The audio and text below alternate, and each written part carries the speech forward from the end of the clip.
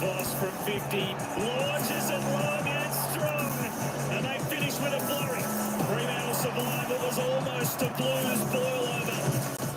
They hold firm for a vital 4 points in a comeback win in the West.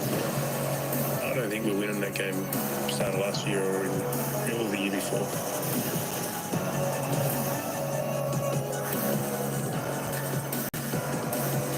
The Dockers come in with their confidence high. They've won their past 4 games. They believe in themselves to be able to come from behind if they need to. They've been able to do that last week and a few times so far this season, which is a good sign. Derek Burton, the 5-time day, 5-time night superstar, also with us for the coverage. What can you do? Good evening, Dwayne. Yeah, it's just good. It's going to be good tonight to see how good the Dockers can really be on the road, how ruthless they can be, and how deep Power can dig. Well, as you can see, Fremantle dig deep when they're behind at three-quarter time.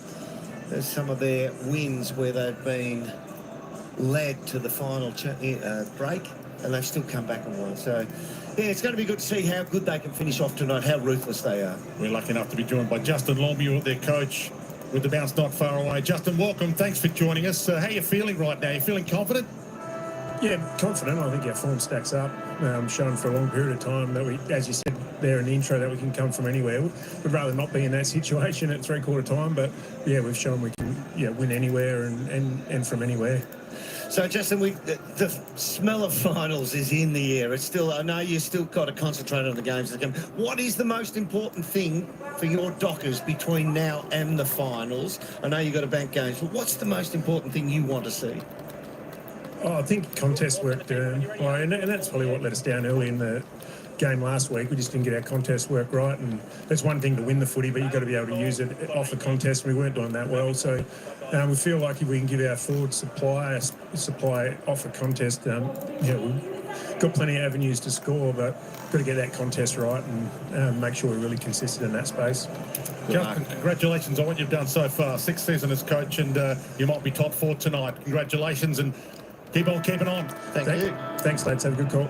Justin Longmuir, patience has paid off. Finals only one time in 5 seasons so far for Fremantle, but the signs are good. 10 of their last 11. They're just balanced now, really. The key target they have up forward, the solid defence they have down back, the ball-winning ability they have in the middle, and they've got a couple of wild cards as well running around. And yeah, they've got some weapons. Never turns apart being around the Adelaide Oval, as is Port Adelaide's tradition. Change sweeping through the club.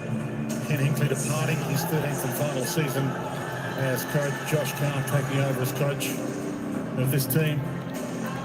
From the end of the season, Travis Boak gained 385, so he'll finish his career at the end of this season with 387 to his name. What a superstar. He's been announcing his retirement at the end of this season this week.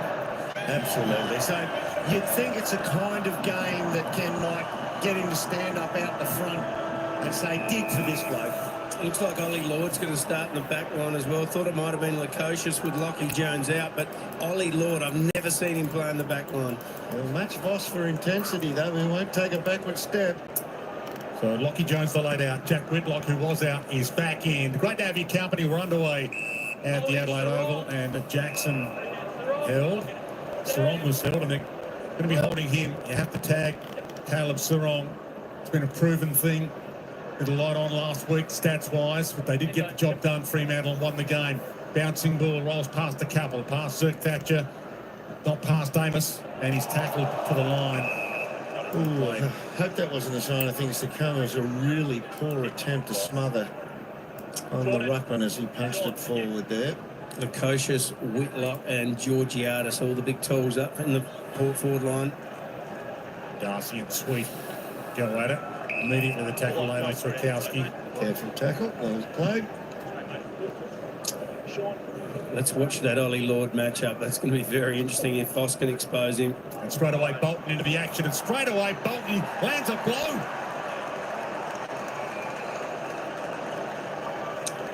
Well, we know about Sarong and Brayshaw, what they can do in the midfield, but Bolton needs to give them a hand in there tonight as well as kicking goals in the forward line. Just needs to inject a little bit of speed in there as well.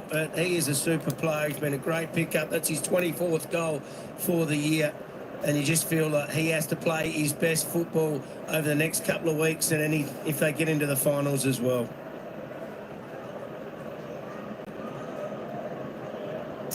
Josh Sin there gave him his right foot to the centre of the ground. So it's almost as if you have to start further from goal, but you've got to force him out onto the left. You cannot allow him his right foot curling back into the middle of the ground. Great goal. Beautiful skills. Well, that's what we expect from him because he's so good. The big stars of the competition. Shea Bolton, two-time premiership star, All-Australian as well. Drew gets the clearance forward. Speaking of stars, he's Butters. He almost got tripped there. Little legging. Allowed to play on. Drew goes long. Good knock down, but to Rosie. Hands it to Georgiades on the back pedal. Floats to the pocket. Lukosius was lurking. Chapman, last line of defence. Doesn't mind being here at the Adelaide Oval. Had the hand of God spoiled here many years ago. Heath Chapman. Georgiades, he kicked that underneath the defender's armpit then to get it forward. Aaliyah been doing that all season. As Aaliyah 7th in the AFL for intercept marks this season. He's been on one leg for about a month too, Dwayne. And Darcy gets back to take that mark. He plays 100% of game time most weeks as well, Aaliyah. Not a lot of defenders do that. Oh, and smothered. Brilliant. Talking about Smothers. And now chance for Whitlock for his first goal. So he was out and he's back in. Played his first game last week against the Cats. It's a mess, but you know what? He's got the hands on the footy early. Oh, yeah. He'll feel all right about it. Well, he only had 3 possessions last week, so he'd be pretty happy to feel the sharing. He's got plenty of talent, there's no doubt about that. Needs a few cans of spinach over the next couple of years, but... Well, that's why they didn't notice him there. He turns sideways, you can't see him. He's got bucket loads of ability. He's going to be a player. I reckon he can jump at it. The two rucks spoil each other there, Jackson and Darcy, so that didn't go to plan. More I'm looking at this, Ollie Lord, in that contest, then we see so many key forwards turn their hand to being a backman, and Ollie Lord, first time we've seen at this level, is going to backman tonight, and he's big. Yeah, what if it works? Yeah. And then all of a sudden, something out of necessity becomes something that becomes a permanent thing. Sweet, quick to Liddy. Little too wide, probably. Stayed in play, and it's either a mark to Warner or on the full.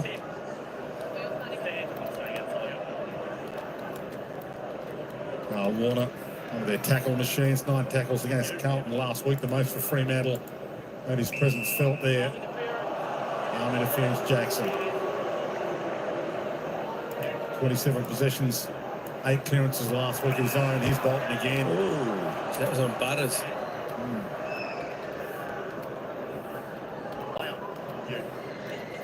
Chips at central. Switkowski gathers the crumb, turned him inside out. Play by me. Quick fire handball. Drew. Didn't have a lot to go to. Turned it over. Yeah. And 50. That hurts. Oh, that was real quick. You've got to,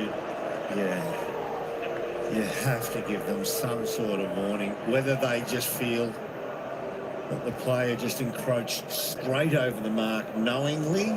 It's just too big a penalty, isn't it? It is for that. You've got to give them. There was no warning given. So that the umpire, I can only assume, has thought, yeah, he's deliberately come over the mark to try and shut down a bit of play on. You can see on his face how big a moment this is. He's never kicked an AFL goal. Carl Warner, game 28 for him. It's going all right, isn't he? Absolutely. So this will feel good for him and for his team. For his first.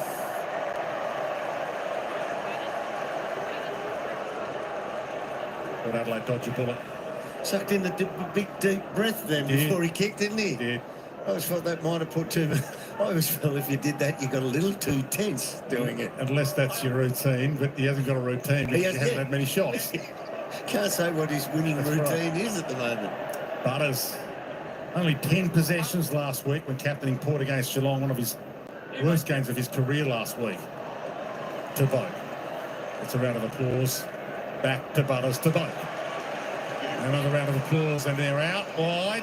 Lukosius back into the team from a calf issue.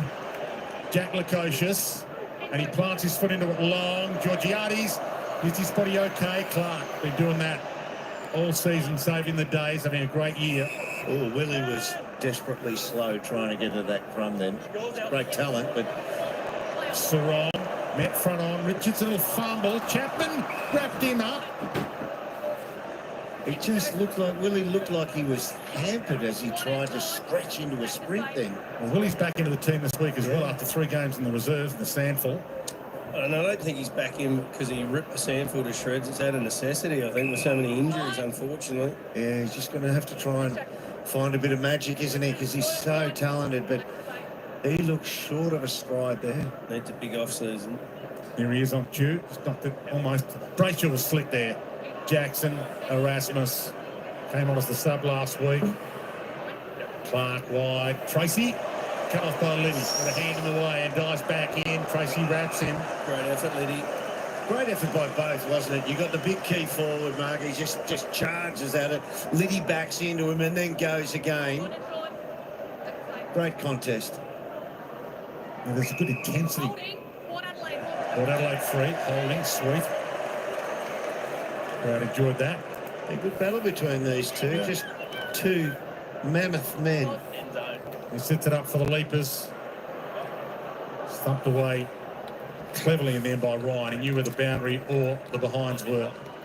See that Lukosius got to the front spot. He's almost better off trying to loiter behind, get a run and jump at it. It was a great lead-up he hit the wing with before. Hasn't played a lot of footy with Georgiades, Jack Lukosius either. That's something they have to work out. There's Lord in that pack. Rioli collects the crumb and spears it back to the pocket. Clever kick. Yeah, if they allow it. Isn't it amazing? We actually thought that they might say insufficient intent. Well, it would have been anywhere else on the ground. Yeah, I know. Who's going to be second ruck for Port with Lord in the back line? That's going to be interesting. Well, he might do the backline ruck work. We haven't seen a contest down there yet. That seems to come into vogue in the last couple of weeks. Here's Whitlock again on cue, flicks it out. Georgiades tried to part his way through them. Cox stole it, rolls it out. Aaliyah and Frederick scoops it up. Boak. Rosie also back in. Illness last week and he was out. Gets away from the tackle but not away from the smother. Nice work by Sarong, working hard defensively. Ball swept wide to Aaliyah, couldn't keep it alive. Gee, Frederick worked hard there. Just repeat efforts to shut down the little handballs. He's a local, Port Adelaide local from Portland. A couple of torpedoes from here, probably a half-hour jog for you and I. Derm, 2 minutes for him. His brother was on Port Adelaide's list a few years ago as well. Played 14 games for Port, Martin. O'Meara sends that out on the full. Not the greatest deal of care. So Bokey, you're going to get this all night. Good on you, Bokey. That's how he should. Yeah. He still has one last game here at the Adelaide Oval to play against the Suns. Round 24. Been given Friday night billing by the AFL. Zeke Thatcher. Aaliyah. So to give you an idea of how they play from it, Isaiah Dudley on the mark there is the closest man to goal for Fremantle. Well, past a few and kept in cleverly by Richards. Driscoll tried to cut it off and mop the mess up. He does. Handball's inboard to Sarong though. Driscoll. It's a great hit to the outside. Ryan. Warner.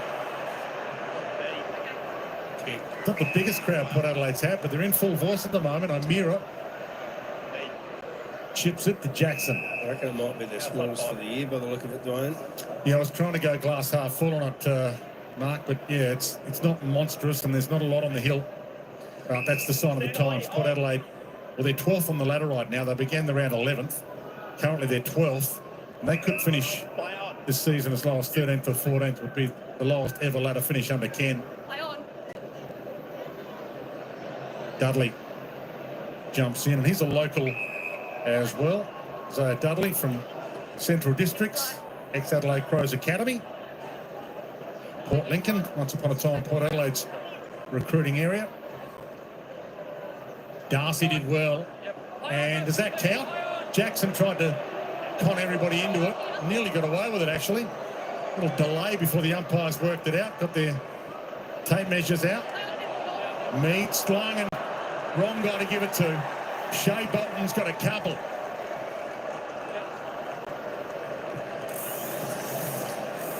One of the holes that Port Adelaide have to fill in their defence is a lockdown defender. They have not got one. They're trying to get Josh Sin to become one, but at the moment he hasn't been able to do that role yet. But that is certainly a position that they need to fulfil. It's great work by Darcy. He moved the big man sweet sideways under the footy, the tap out there. One thing I say, though, Roo, is we don't recruit as an industry small lockdown backmen anymore. I don't know about that, Doom. You have to have one that can shut down the best play. If you haven't got one, you get exposed against the good sides. But we don't recruit them. We turn players into them. We attempt to. I don't know if all don't. I'll argue the point with that one. You need one. You do need one in your side. Jed Adams is playing his first game for Melbourne tomorrow, so a new coach, Coach Chaplin, comes in and he has actually pulled one from WA. That is a lockdown defender, playing his first game for Melbourne tomorrow, and grew up as a lockdown defender. Good jump by Mead, got it to ground. Burn Jones, little handoff back to Mead. Now Sin, who owes him one, goes long. Georgiades engages early. Cox, clever though. It's been a forward a couple of times, Brennan Cox, in his day. He's got a 4-goal game to his name, so he knows the craft. Switkowski, a puller. And Bolton could have had 3. See, that was beautiful ball movement. A kick that just came off the line into the centre of the ground, just Port power. Percentage is big tonight. They need to get the win first, Dockers, there's no doubt about that. But percentage really important for them as well. There's a chance that someone might not make the finals with 15 wins this year. So it's extraordinary, isn't it? Percentage is really important for them. Aaliyah pumps it down the line. Jackson's hard to beat. Was paid the mark. So the Dockers win tonight and the Bulldogs lose to Melbourne tomorrow. Fremantle will have a finals berth locked in. Can't miss. Coming up for possession number 7, which will put him outright leader on the ground, Luke Jackson. If the Dogs keep winning, that's the variable as they fly. Tracy got up there. Reid. Tracy waited for the contact and given a little bit of time to get the handle. Erasmus ran into a brick wall. Jackson, a little hesitation step was delightful. And this time it should be Carl Warner. He gave it some thought. Let's see if he takes the deep breath. 10 metres. Not sure whether it was O'Driscoll, but he just seemed to run Bokey, who was trying to give support as a defensive type winger from the goal square. He just ran Boke off the line here. Great kick too. He might come out here. Just seeing, he just placed himself between Warner and Boke. Had a sider already. This for his first goal in AFL footy, and he misses again. That's 5 behinds to his name for his career. 2 deep breaths next time, you know. Sin. Roll and go. You've got one out going to the wing. Joe Berry, and they'll get some games into Joe Berry now. They're picked 15 in last year's draft. Now the season's over. Try to get some games into their young guns if they can. High tackle or a holding the ball decision. Could have been either there. Boke tried to part the seas, got there, drew. Poke pass is good. Will Lorenz, who kicked a ripper last week against the Cats at the Cattery. So that was clever by Travis Boke. He had to take the risk of busting that tackle because without it, he would have had, right then, he would have had to pop handball it, which meant the man receiving would have had to stand still. Ken knows, he says, well played. Bokey's willing to take that hit and take that risk so he can get away the accurate disposal. Shot on goal is the result. for his third. Georgiades get up. Crumb for Berry if he's there. Warren got there ahead of him. Well, Travis Boakes had 6 disposals, most for Port Adelaide, so he's off to a whooping start. Contested possession is 23-13, so they're holding all right here, Port, for losing that contested possession count like that. The grab, Thatcher. So it was Whitlock doing a little bit of ruck and forward line for Port then, so I'm going to rely on him to do a bit of that. As Cox gets there first and outread Georgiades. He spilled it though. Banfield tried to pluck it, and then he tapped it to the line, and the umpire was right there. He actually tapped it towards He was. He tried to burn out with the police in the car next door.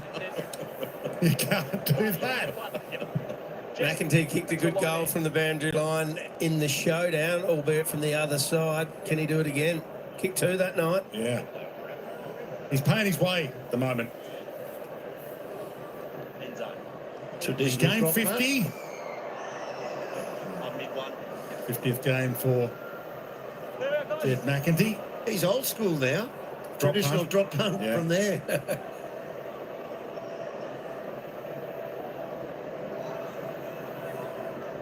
Jordan Clark. Yeah, concede the short one. They don't want it. They'll go as long as they can.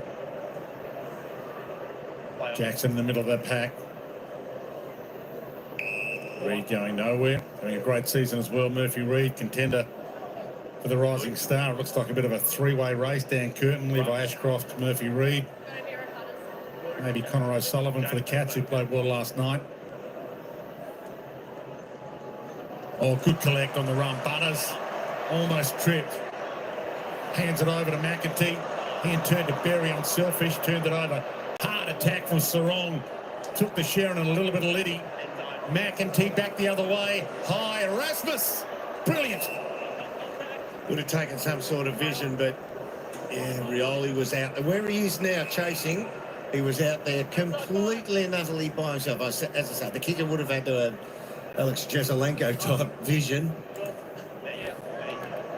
Driscoll wide. Goss hasn't seen it yet.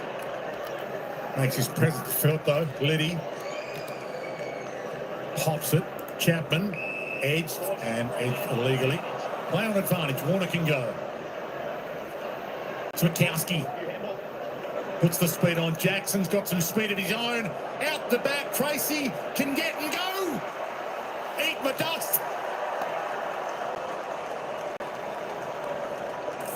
Well, fantastic ball movement there by the Dockers. The Port defence had no hope there once they got the ball out the back. Josh Tracy too quick for Brandon Zerk-Thatcher. And they've got an opportunity, the big forwards for the Dockers tonight. They have a big night with Lockie Jones out. They're a little bit skinny down back, Port Adelaide. They've had to move Ollie Lord forward, so they should really dine out on the injuries of Port Adelaide tonight. Great kick by Jackson. I know we talked before about Ollie Lord going back, but right now they're screaming out for a secondary forward to bring the ball to ground. If they don't use Georgiades, it's getting intercepted if the ball goes elsewhere. That's exactly what I was going to say, Derm. Fremantle are owning the air when the ball comes in, and when it comes to ground, you can see their runners, they're running in waves, and transitioning is quite easy at the moment. Full-time premiership star Sean Burgoyne downstairs for us. Fantastic start for Fremantle. Driscoll wide. O'Meara's collected that, and he maintained touch as he slid across the line, so no juggle. He'll play his 200th game in the finals. Jager O'Meara, if they get there, but they win tonight, they're a good chance. They started well.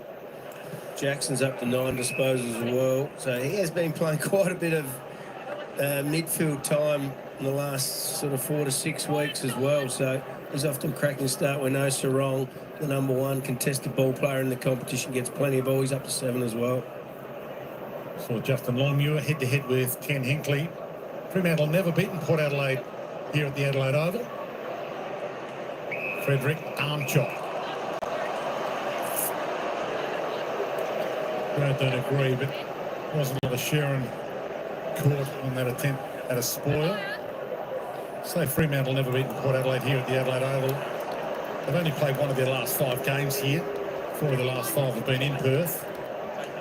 Just to back up Shawnee Burgoyne, 7 intercepts inside defensive 50 for Fremantle already, so they are dominating them when the ball comes in. Jeez, a good kick. He has crushed that straight through the middle. He'll be happy to be back home and dominating. For some time now, Fremantle have been screaming out for talent by foot in their forward half of the ground. And they get Shy Bolton, and Fredericks comes to the fore. Michael Frederick comes to the fore, and they are both beautiful kicks of the footy. Double grab here, that doesn't matter. Still in the book as a mark. Oh, sorry, a free kick. And he bangs that. He's a good kick. Scoring just about every time they go in the forward line too, Freo. They've only had the 9 inside 50s, 4-goal 3 so far. So the defence does look shaky for the Power. Had to come from behind last week, Fremantle, against the Blues. They were under pressure the entire game. This is the ideal start. Port Adelaide goalless with 5 minutes and change left in the quarter. And they get another clearance. O'Meara, Bolton, out the front, Switkowski, the looping handball. Dudley gets his chance. It could easily be 6 goals, couldn't it? They've missed a couple of 3 relatively easy ones. It's getting better as well. Isaiah Dudley with each passing game. First season, he's under the games limit, but over the age limit for the Rising Stars, so can't get a nomination, but he's looking good. Gee, that's a beautiful kick. There he is on the mark. Johnny Platten, an old teammate of yours. Yeah. Saw him at Central District and said he's got the talent, just needs the commitment, and certainly shown that in recent times. The Rat. Yes, the Rat. How good was the Rat? One of the all-time great South Australians. Butters just clipped on the way through. See, I have no problem with that being advantage play on because there's no impediment on play. But the umpire's forcing him to bring it back. A sizzler inside 50. Rosino free kick for a chop. Erasmus put his heart and soul and his ear into it. Bolton, Reid, Banfield. And it's a bit too wide for Bailey Banfield to hit a target. One-time professional sub turned professional backman now for Fremantle. Ugh, dangerous. Driscoll did pretty well. It's held up now. Yeah, Perry did well to just keep it there as well because it was 3-on-1. Could have been a bad turnover in the middle of the ground. A bit shaky here, the Power. It's almost as if they've got nothing to lose, but everything to lose at the moment. Switkowski smacks it. Zach Thatcher put it back to grass. Tracy troubled again. Reid too slow. Sim wrapped him up. Port Adelaide, if you're unaware, smashed the past 2 games. Lost their past 2 games by 98 and 88. So they, the last couple of weeks have been demolished. They have to bounce back. The Ken Hinkley farewell tour hasn't really been going to plan. Butters tried to fake Bolton into a 50, but he didn't bite. Boak caught, dropped it, and then he was held a little longer than the crowd liked in the tackle. Drew. Rioli. Can he set one up? Pops it to Georgiades, and again, Cox playing front spot. Richards kept it alive. Oh, just on the line. Amazing. That would have been phenomenal. The job that Cox is doing at the moment is sensational. Georgiades has been able to manoeuvre and manipulate backmen all season long, but Cox has stood up to anything that Georgiades has thrown him at this point in time. It's actually a local too from Woodville South, which I think you can never be the best player ever from Woodville South because that's Malcolm Blight's old club. So who says? Well, you've got to have to be good. You're going to have to be good. You're going to have to be really, really good. You'll have to have a statue at the front of here at some stage if you end up being that good. Or your name on a grandstand like our Mark Rashudo. And there he is on cue. Long kick. Through hands. Dudley about to pounce. Flicks it on to Voss. Rode one bump and then face planted into the deck. See, if that wasn't Patrick Voss, who's a robust, vigorous character, he got ridden into the ground then. But if that's not a robust, vigorous character, he gets that free kick for in the back. So he's too old school. The prancing pony. He's improved a lot this year, hasn't he, Voss? Yes, he was. Yeah, competitor. Ex-Giants Academy, ex-Essendon VFL, and here he is. He might be one of the stars of the show in September, as this guy might be. Murphy Reid. Farrell stood his ground. Did a good season, Kane Farrell, one of those that have been a shining light. That's a good player. Pick 51, 2021 looks like a bargain now. Port Adelaide. Kane Farrell was playing the same role as Dan Houston last year. Wide ball, Liddy. Grab on a 50 for a non-stand. You've got to hit that. Sweet. Sort of clever, but he overhit it. Jackson. Cox. Little hesitation step was nice. Back to Jackson, and it opens up. Dudley. The handball overlap. Brayshaw. He delayed it for a second. Reid. Voss. He wanted to break the tackle, but he was stripped by Burn-Jones. Right now, the biggest enemy Fremantle have out there is overconfidence. Farrell, Boak, Butters. Georgiades got this one. Oh, he took off. He took a step. Cox ducked him. Handball back inside. Hard to kick a goal with your pants down. What a great tackle again. Getting their pants pulled down in more ways than one. The crowd want a head-high tackle, but so he does take 1, 2, 3. Yeah, he's off. That's off. Yeah, well done. And then the harder he goes, the more his jocks come down. It was a great tackle. Nearly was holding the ball. Yep. Brendan Cox wide. Darcy the crumb. 1 minute away from keeping Port Adelaide goalless in this opening term, Fremantle, which would be exactly the plan. Tracy slaps it out. They might get one late, one of their own. Clark to Brayshaw.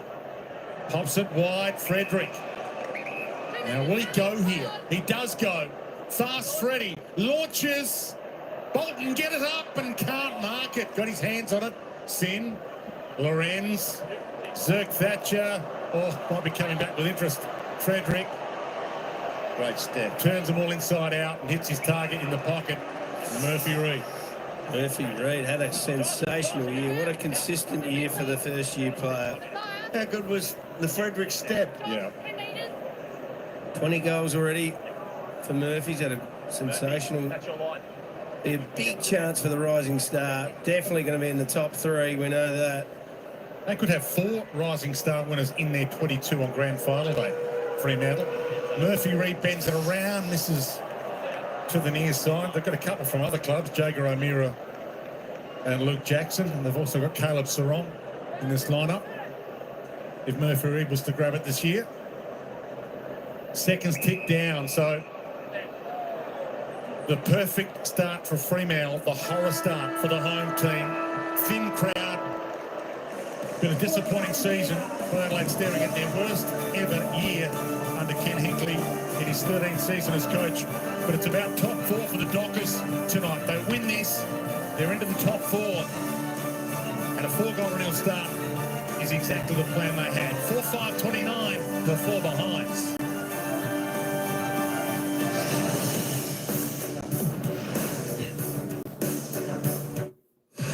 All right, there we go. It's quarter time. Port Adelaide. Well, they've been kept goalless in the opening term here by the Fremantle Dockers. 4-5-29. Port Adelaide 0-4. 4 behinds. I tell you what, it's a pretty flattering scoreboard to Port Adelaide. Fremantle Dockers, well, let's just say they should be 7 goals too. Missed 3 easy goals there. But they are certainly all over the Port Adelaide power in this opening term. They're not given much of a yelp, Addy G. All those Freo fans, that's the live ladder there. Of course, Fremantle sitting on 56, now go to 60. They'll jump up into the 4th spot above Brisbane Lions. Of course, we do have the other game being played at the moment. 28-minute mark into the second term. It's the Gold Coast Suns, 8-7-55, leading Carlton, 5-1-31.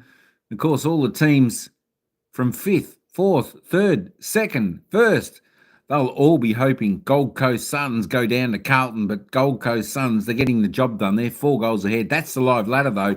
For this game, Fremantle jump up into the 4th and on fire. Hey, let's just have a quick look at the ins and outs for these games, because I did see a few decent changes. Connor Rose, Willie Rioli, Lucasus, Christian Moraes coming into the side for Port Adelaide, going out. Jace Burgoyne, Hugh Jackson, Dylan Williams, Lockie Jones, the sub Christian Moraes, and of course the milestone game, Jed McIntyre for Port Adelaide, 50 games. Now Alex Pearce, Nat 5 coming in. Great to see Nat 5 coming back in, even though he is the sub. Wonder if he'll get a run on the ground today. Surely they'll bring him on late in that third term. Going out, Oscar McDonald, Hayden Young. And, of course, there are your lineups for the teams. We're going to have a little bit of a look right now at the goal scorers in this game. Of course, Shai Bolton, as you were saying, Eddie G. Shai Bolton had a fantastic opening term there, kicking 2 goals, 1. A ring-a-ding-ding, he should have put 3 goals on the board, not 2 goals, 1. Missed that simple one. Josh Tracy and Frederick steps up to the fore with a single each for Freo Dockers. And, of course, no goal scorers to talk of for poor old Port Adelaide. Ball magnets, Luke Jackson, the most important player to Fremantle. Make no mistake about that. The most important player to Fremantle at the moment this season and going into the finals. He's had 11, 5 and 6, 3 marks, a tackle, 2 hitouts. Tell you what, he's agile for a big man. Zach Butters next best on 8 for Port Adelaide. Josh Shin on 7. Caleb Strong started off well with 7. 3 and 4, 3 clearances. Murphy Reid also with 7. And Jiga O'Meara on 7. Travis Boak on 7 there for Port. Just rolling down. Ollie Wines has had 6 touches. All handballs, of course. No kicks in there. I did see that. 6. Where are you? No, it's been changed, has it? Here we go. He's just disappeared off the radar. All right, let's keep going down. As we said, Shai Bolton, 6 touches so far. Looking pretty good. Just don't want to see too much. Look at me, look at me. Shai Bolton tonight. Eddie G, just want to see him play the game, play the team role and do the job. It sounds like he's doing that tonight. 4 kicks, 2 handballs, 2 marks, a tackle, a clearance, 2 goals, 1. Outstanding opening term there from Bolton. Michael Frederick, I tell you what, I do like him. I do like him, Dan. He's had 5 touches, all kicks, 3 marks. Kicked that goal. Also, Josh Tracy, just a single goal there. Just the 1 kick, 1 goal, so going all right. I'm not sure if the Prancing Pony has scored anything yet. Let's go down, have a look. I can't see him. Where is he? Well, oh, there he is, Paddy Voss there. Hasn't touched the ball yet. There we go, giving away a free because he's -3 on the AFL fantasy points. That is your... I tell you what, Smith Georgiades been well held in defence by Freo. Georgiades, 3 touches, 1 kick, 2 handballs, hasn't touched the scoreboard. Peter Barber, how you going? Addy G in the house. What's going on? Tine, pass away. No, Tine, Shelty. Ryan, Sir Ryan, of course, the famous cheer in the house as well. Stephen's there. That was a good comment there. A banana peel game for Freo, hoping they don't slip on it. Well, let's hope not. G'day, Al. His team had a good win today. The Swans was fantastic. All right, enough of me for now. Let's head back down to the commentators and they'll take us into the bounce of the ball for the second quarter. Let me just double check that other game. All right, it's half time over there at Marvel Stadium. Gold Coast Suns 8-7-55 leading Carlton 5-1-31. 24 points the margin there at half time. Gold Coast leading. There we go. All right, let's head back down to the action here. As the commentators will take us into the bounce of the ball for the second quarter. It's the Dockers by 25 points. Such a tight finish. No one's missed the finals on more than 52 points. They're on 60 and could miss. It's a really different year. Yeah, absolutely. Let's have a look at it from the Port Adelaide Challenge, and that is by moving Ollie Lord back, they have one less competitor in the air for the Port Power team in their forward 50. So they are relying on Jack Lukosius, who hit up and led to the wing and took a mark on the lead, and Jack Whitlock to try and bring the ball to ground, because Georgiades needs some help. He's going to try and find space, and he's in a battle of his own, one-on-one. One of the two Jacks has got to actually try and get to the drop of the ball and bring it to ground. 25-point margin to start the second term. Jackson knocks it down. Butters gets away, launches long, and getting there late. Georgiades and Pearce. Alex Pearce back into the team this week from a hot spot in a shin. Last played round 17. That was a good grab. And the fact that, the fact that Georgiades is locked up, wait on this contest. Good grab. You mentioned Lord. Yep. So maybe he can develop as the game gets longer. Butters chip, a little too wide for Lukosius. Yeah, but Pearce is then able to go to Lukosius, and if Lukosius has to stand and deliver against him, Pearce is going to win that battle. No, not 9 times out of 10, 10 times out of 10, if it's just a battle of reach and strength and power in a marking contest. Just a bit too strong, isn't it? Yeah. Drew feeds it on. Berry, Butters. There's the tackle on Amos. A little high from here. Looked as if it was around Amos's ear. He's a ripper, isn't he? Butters, he's just a terrier. Oh, he got himself a free. Okay. Was it head-high contact with Amos coming back at him, perhaps? Amos Fenn, was it? I reckon it might have been after the whistle had blown. So we have a look in the box here. His head rocks back.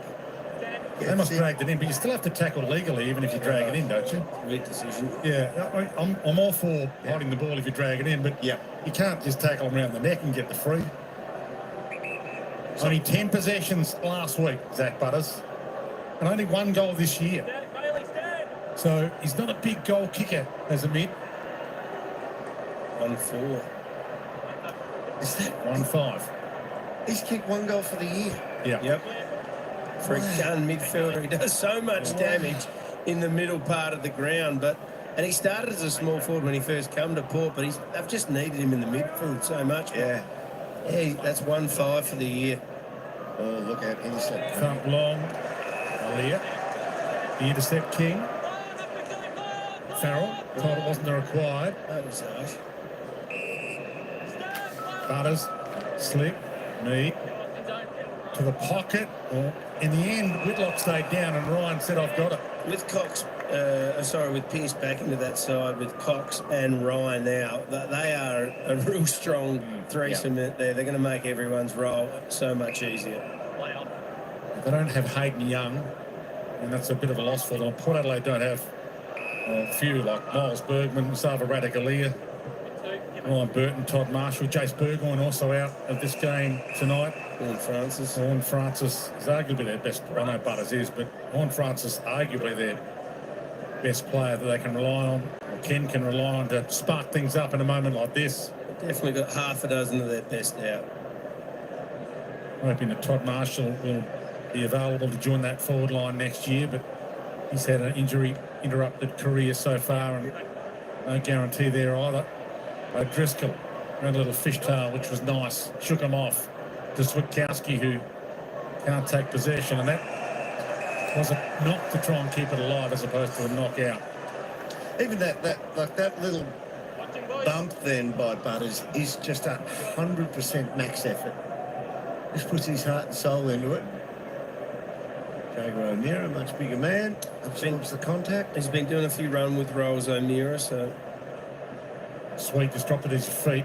Driscoll knew exactly where he was going. Sarong, Jackson, again running with the 2-ruck thing. O'Meara, how about that? To Bolton. Great. How sweet was the takeaway around the wrap around the back of the stoppage. I think it was O'Driscoll, his opposite winger, stood on the other side of the pack to start with. So he had an easy run at the first ball. Doesn't like the set shots as much. Bolton likes the hard ones. Roll it out in front of himself and pick it up and kick it. No, Handball it over his head. yeah. For his third. Yeah, should have. It's markable for the Flyers to go up. And Zach Thatcher did get it through in the end. So you see Patrick Voss run into that at ground level. You see Tracy run into a ground level ball. They're two players who are around the 100-kilo mark who just do physical damage when they can legally run at the ball and there's a player in line. Big fist, Cox got hands on it. Bolton went and crumbed it. Look away handball to Warner. They're set again. Chip kick O'Meara to Jackson. He wants to fly by. He gets it. Sarong misses. Wow. They get pegged in, don't they? Just got to find an avenue out. They tried going very short and chained some possessions in the first quarter, and they kept turning it over when they just got outside 50. Jackson Mi. Darcy Byrne-Jones. That's a great lock by Fremantle. Force the kick down the line. No real targets. Lear Well done. did hold it long enough. He controlled it. Yep. Good break. Feeds it back to Me. They need a hero in a hurry. Here, Port Adelaide. This one's slipping away. And taken out by Whitlock. He couldn't control that. Good to see him back in the team. Parents, Angela and Paul, were there at the Cattery for his debut last week. The 19-year-old picked 33 from last year's draft. Just a 3-possession game on debut, but he was hard against the Cats. That's a shame. The boundary line intersected his mark there. That was his first overhead real grab at it. Drew, clever to Liddy. Eyes light up for Georgiades this time. That was good. So that's what he needs. He needs other forwards to circulate through that inside 50 so he gets separation, so he gets a one-on-one and he can lead up with a bit of space. He kicked 3-2 last week against Geelong, Nick Georgiades. He began the round equal second in the Coleman race. Well, they're winning the clearances so far in the second quarter, 3-2. It was 14-3 in the first quarter, the other way. And they've dominated. As you can see, 51-38 this season, having the best year of his career. And he has dumped that through. And Port finally get there first. Well, he has been an absolute shining star for them this year. Just a massive year. The 8th Port Adelaide player to kick more than 50 goals in a season. He's now got 52, so he can hold his head up high, and there's only a handful of them that can do that. See the little juke step? He just takes it one step to the inside and then breaks really quickly in the line of the kicker. Just that little dummy step. Many full forwards win best and fairest, but Miss Georgiades would have to be a chance at Port Adelaide this year. No doubt. Been a long time coming for Port. That 50-goal milestone. Great Chad Wingard. Chatley. 44 goals last year, Miss Georgiades, so from 44 last year to 52 so far this year. His meter's still running. Hope he finishes strong. And that's a perfect palm down to Butters on the run. He knows he's got Jackson covered. And that's what he tends to do, Zach Butters. That's why he doesn't kick a lot of goals. He likes to pass them. McEntee around his body. Georgiades with the crumb. Richards will do. 2 in a minute.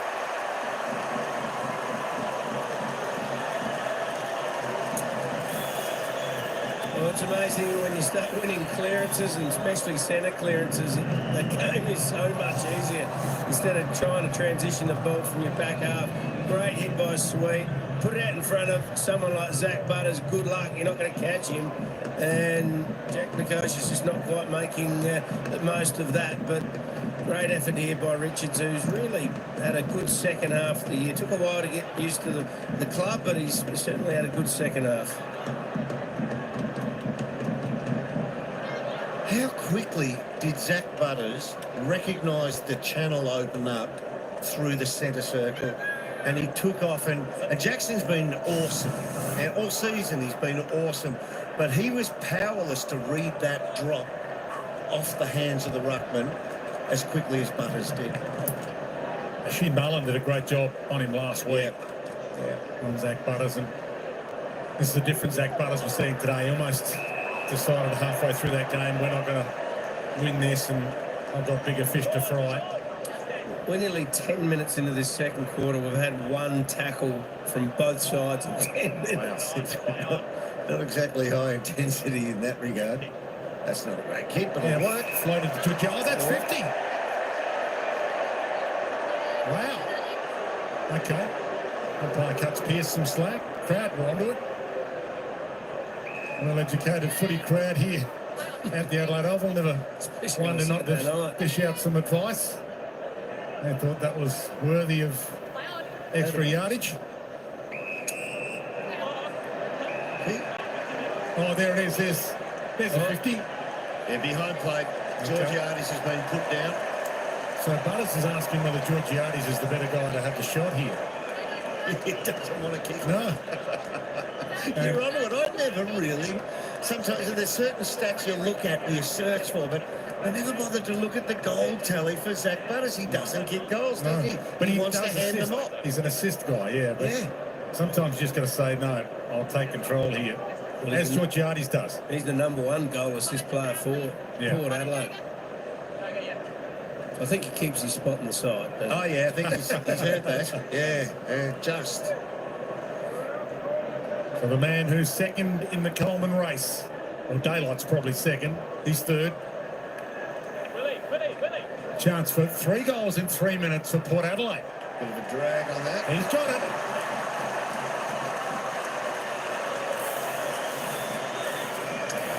Well, Freo better wake up and just realise that they've got a final series to fight for. They would not want to drop this contest, but let's have a look at where it come from here.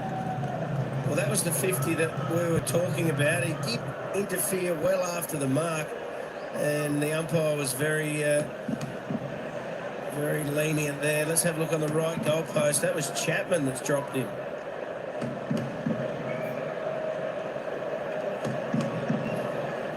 Well, Port Adelaide, 3 goals, 1 from 6 inside 50s. They're winning the clearances 5-2. Zach Butters is the bloke that's doing it all. 6 disposals, 4 contested possessions, 3 clearances, all from the centre bounce as well. 2 inside 50s.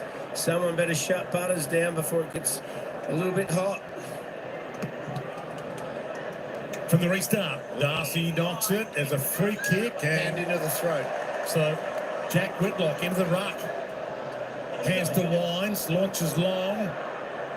Lukosius puts it to grass. Wozie could have gone for the shot. Handball smothered. Jackson ran into Liddy and McEntee.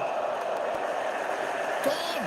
So he carried McEntee with him. He took his feet off the ground, which is an interesting way to tackle. It means that the bloke being tackled has to take all of your weight.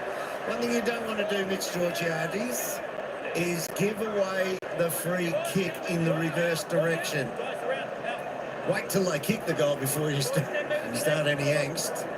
Well, guys, the fans were real nervous up until that Georgiades first goal. He's obviously got the 2. Now they're full of excitement. In game 50, for 4 goals in 4 minutes, and suddenly a game's broken out. Mike Mashudo, it's really dangerous when you leave a team with real hope that they can succeed. And we got the feeling at quarter time that this might have gone one way, but it just looks like Port Adelaide have started to believe. Well, they were horrendous in the first quarter. I reckon Zach Butters just said at quarter time, this can't happen. This is a joke. We look terrible.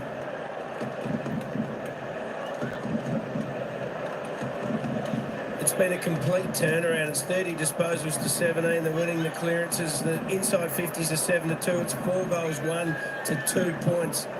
This is a complete turnaround. Well, Zach Butters is worthy of Well, if there's players are going to get $2 million a year, Zach Butters has to be in that realm.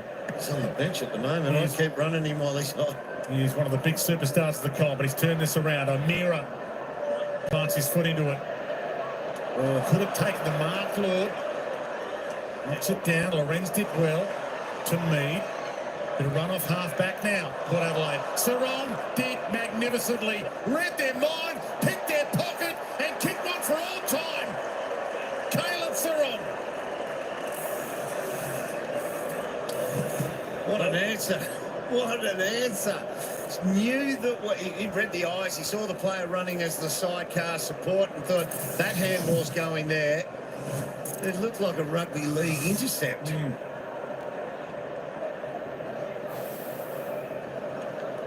Coming up now.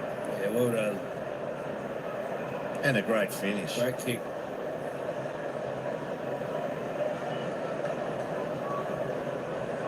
Well, the best players step up when they need to. And Caleb Sarong has had a sensational year, and that was a great moment, wasn't it? Beautiful intercept, great finish, and they needed that big time. Port Adelaide were all over the Dockers. And the team was struggling to find their feet, and they found it, and then you take Butters off for the programmed rest. Like, that's when I think, let him run another 4 minutes. Yeah, well, Zach can rest in September. All knocked down. I'm with you. And he's lifted Caleb Sarong, and he almost an All-Australian certainty given the season that he's having, and had a couple of light weeks where he's been tagged, but he has helped lift them here. Mead, wide, winds. Gets his own ball back. Drew inside. Burn-Jones outside. Lorenz, little slap on. Down to Mead. Rolls out. The crowd's into it. Port Adelaide's lifted. Port Adelaide with the biggest ladder position drop of any team this season. Second at the end of the home and away season last year to 12th right now, and could still fall to 13th or 14th. The Saints, with the win today, moved above them on the ladder. Brayshaw spun out of one, ran to another. Rosie missed last week with illness, but looks fine at the moment, even though he's got a broken hand. He's playing with still. Banfield sees it out.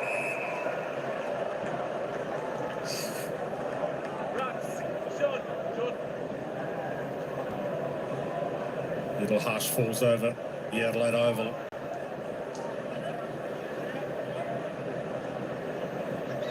Goalless in the opening term, Port. They fought back well. 4 goals in 4 minutes and right back in it. Lorenz inside to Berry. Drew went to ground. Back out to Rosie. Back to Berry. Pops it up. Can they get a flyer here? 2 Dockers almost content really to kill it. Yeah, Port Adelaide actually didn't contend the ball. They were waiting for the umpire to say not 15, play on, but they were going to pay the mark, because if it's not a marking contest, you're actually not allowed to thump it out deliberately. But the umpires didn't make a call, so the thump out was allowed. Whitlock. Rioli threads it through. Lukosius, Chapman, Lukosius. Little knockdown was clever. Ducks out of one. Oh, he faked him. He mesmerised them all. Jack Lukosius.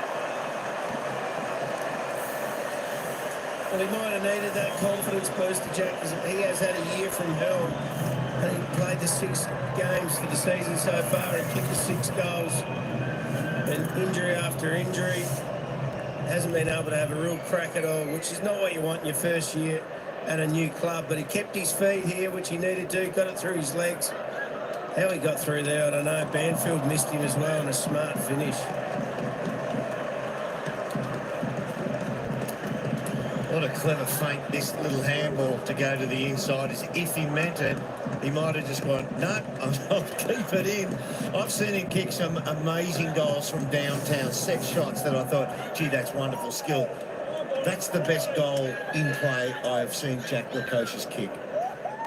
Got to remember, he was a pick 2, 2018. In fact, this is his 7th season in the comp. He's never played for a team that's finished higher than 12th. From the palm down. Toad Off the deck, Lorenz tried to slap on. Butters fighting his heart out at the moment. Drew goes and gets chip kick. Delightful. Boat, another round of applause. Back to Butters. The assist king. Will he go for home himself? He doesn't. Touched. Rosie, he's holding out, is it? No, he's been paid it. And this kick is for the lead for the first time tonight. There's a few Dockers trying to argue the point. 1 metre. Thank you. Once again, how many midfielders drop the hammer and go for goal from there? Well done, Boki. Just see if we can pick up a touch here. No, not from there. Back into the team, the captain tonight. Playing with a broken hand and playing with spirit. Port Adelaide in front for the first time. Oh, what an amazing turnaround for Port Adelaide. This is exactly what their supporters who have rocked up tonight were hoping for. They have been absolutely smashed the last 2 weeks, 88 and 98 points, and the supporters deserve better than that. And right now, their players are fighting hard. So this is a great performance in the second quarter by Port.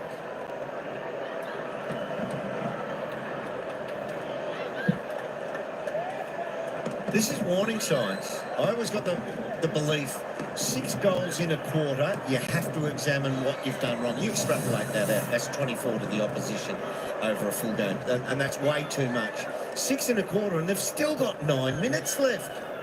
And you can see the difference. The live ladder, when Fremantle was in front, they're in the top 4. Behind, they're 7th. The umpire doesn't recall that ball up. Let's play go.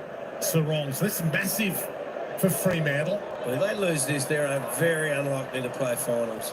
They are vulnerable. It all depends on what the Dogs do, of course, as well, who are outside the 8. But, yeah, the last 2, Fremantle, Lions and the Dogs. The Dogs at Marvel.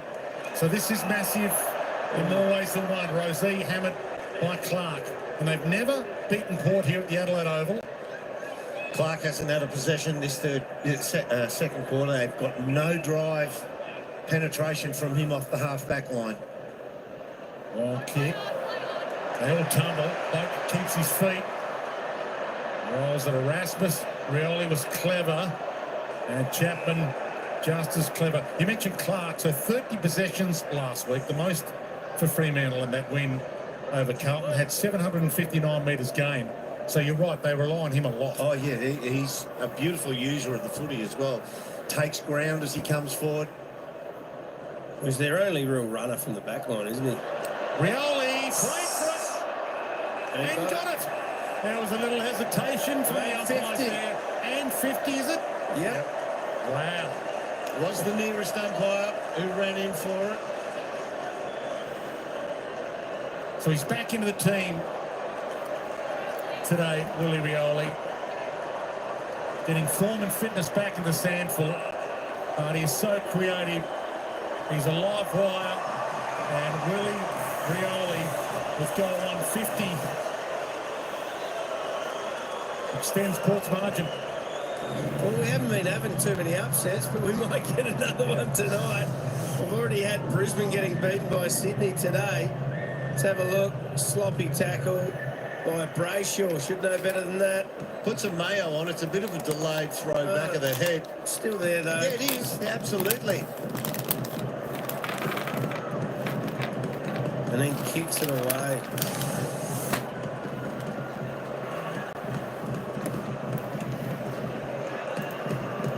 And 107 for Rioli. Premiership player. And he is the spark so often for Port. He better get the false teeth out again. Yes, he might. Yep, he can send them home in an aeroplane as well if he likes, just to double down. Lolly teeth smile on the Jack Ginnivan send-off. He'll be sent off here in a couple of weeks in that final home and away game against the Suns at the Adelaide Oval. But they could send him off in style with 3 wins in a row if they're good enough. So free kick, Andrew Brayshaw. 23 possession game last week as well. He was important. Clark long. And it's against the Lear. Tracy's ball. The Lear pleads his case. Kicked 1 goal for the quarter, Fremantle. Port Adelaide, the 7.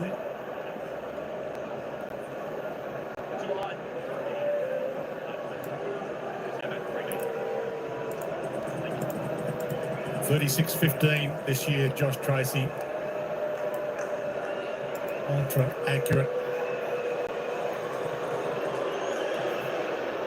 And that was never in doubt. A nerve settler for the Dockers. He's just so big and powerful up when he stands in front, isn't he? Very few blokes opt for the front position these days if you give them their choice. He does. He's just so powerful. Lear falls on him. A little grab with the left hand. It's only getting paid in this era. Slipped a little bit, I think. Yeah. Just when he tripped a bit.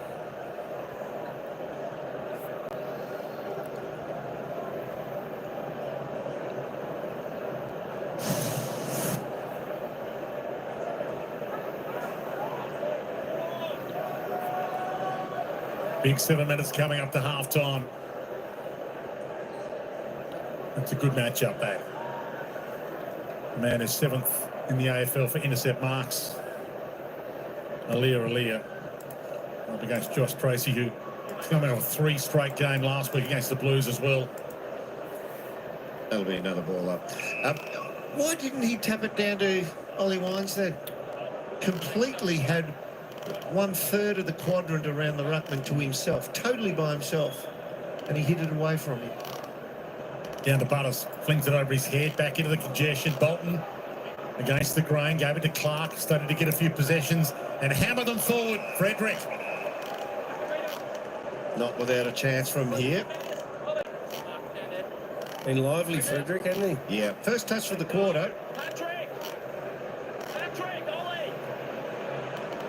By having a chat to Patrick and Ollie. So this is when you can draw somebody in and get it reversed. Go back at him harder.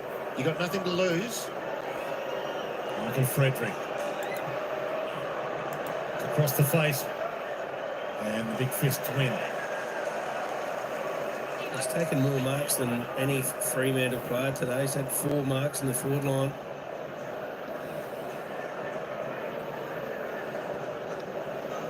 Josh Tracy's away form this year. He's only kicked multiple goals in 2 of his 8 away games, and he's kicked 2 already, so it's good for him. Oh, that's a great kick again. Looks okay. Ollie Lord looks comfortable back there. Well, it's not the most difficult position. You've got pressure, but it's not all that. It's a lot easier than being in the reverse. That takes it. Well, he only had 5 possessions last week against the Cats, Ollie Lord. Kicked 2-1 from 5 possessions, but it wasn't going down there. Rioli got up there and Ryan took the mark. That was the epitome of unrealistic. Fans it wide to Pearce. Have a look at this effort.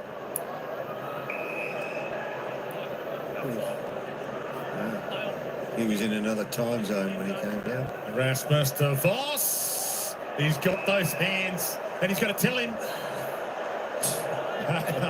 He's half mad, isn't he? This is his first disposal, by the way. He's had a quiet start. Yeah. Amos hasn't touched it either. So He's had a word to Connor Rosie as well, the captain. Oh, we need Slut Jordan to be commentating right now. Dwayne, throw to him. Going to settle the boy down. I'm not settling him down at all. I like him exactly the way he is. Maybe look at the goals.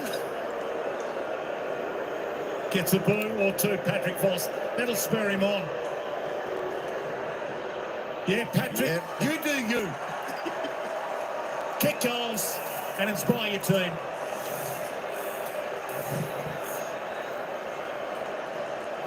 Oh, I tell you what, Travis Boak doesn't like this. He's come at everybody. He's told everybody what he thinks of them.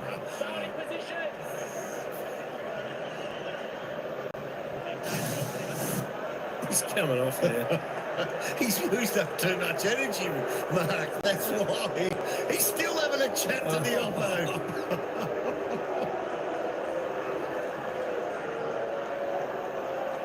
He's giving the crowd a signal as he comes off to the bench. He's letting the crowd know, I'll be back, don't worry. Give him a little sit, I'll be back. I tell you what, it was a really good key forwards mark. Yeah. Guys, Fremantle needed that goal because they've conceded. This is the most points they've conceded in a quarter, 43 points since round 1. So not having a good quarter, but they needed that goal. How good's Travis Boat there? He's played game 385, and he thought, no, Ollie Lloyd's a third-year player. I'm coming in and I'm taking the heat for him. He probably loses that battle, but he's willing to fight it. 4:27 left. Fremantle back in front. Seesawing contest. Sarong been part of the reason they're back in front. Brayshaw, the fend off looked a little high. It looked a lot high. And Lenny got it. Zach Butters, who's dropped out of the top 5 for possessions per game this season, but he is threatening to be the man again tonight. Heads wide to Richards. He's had 4 score involvements in this second quarter alone, Zach Butters.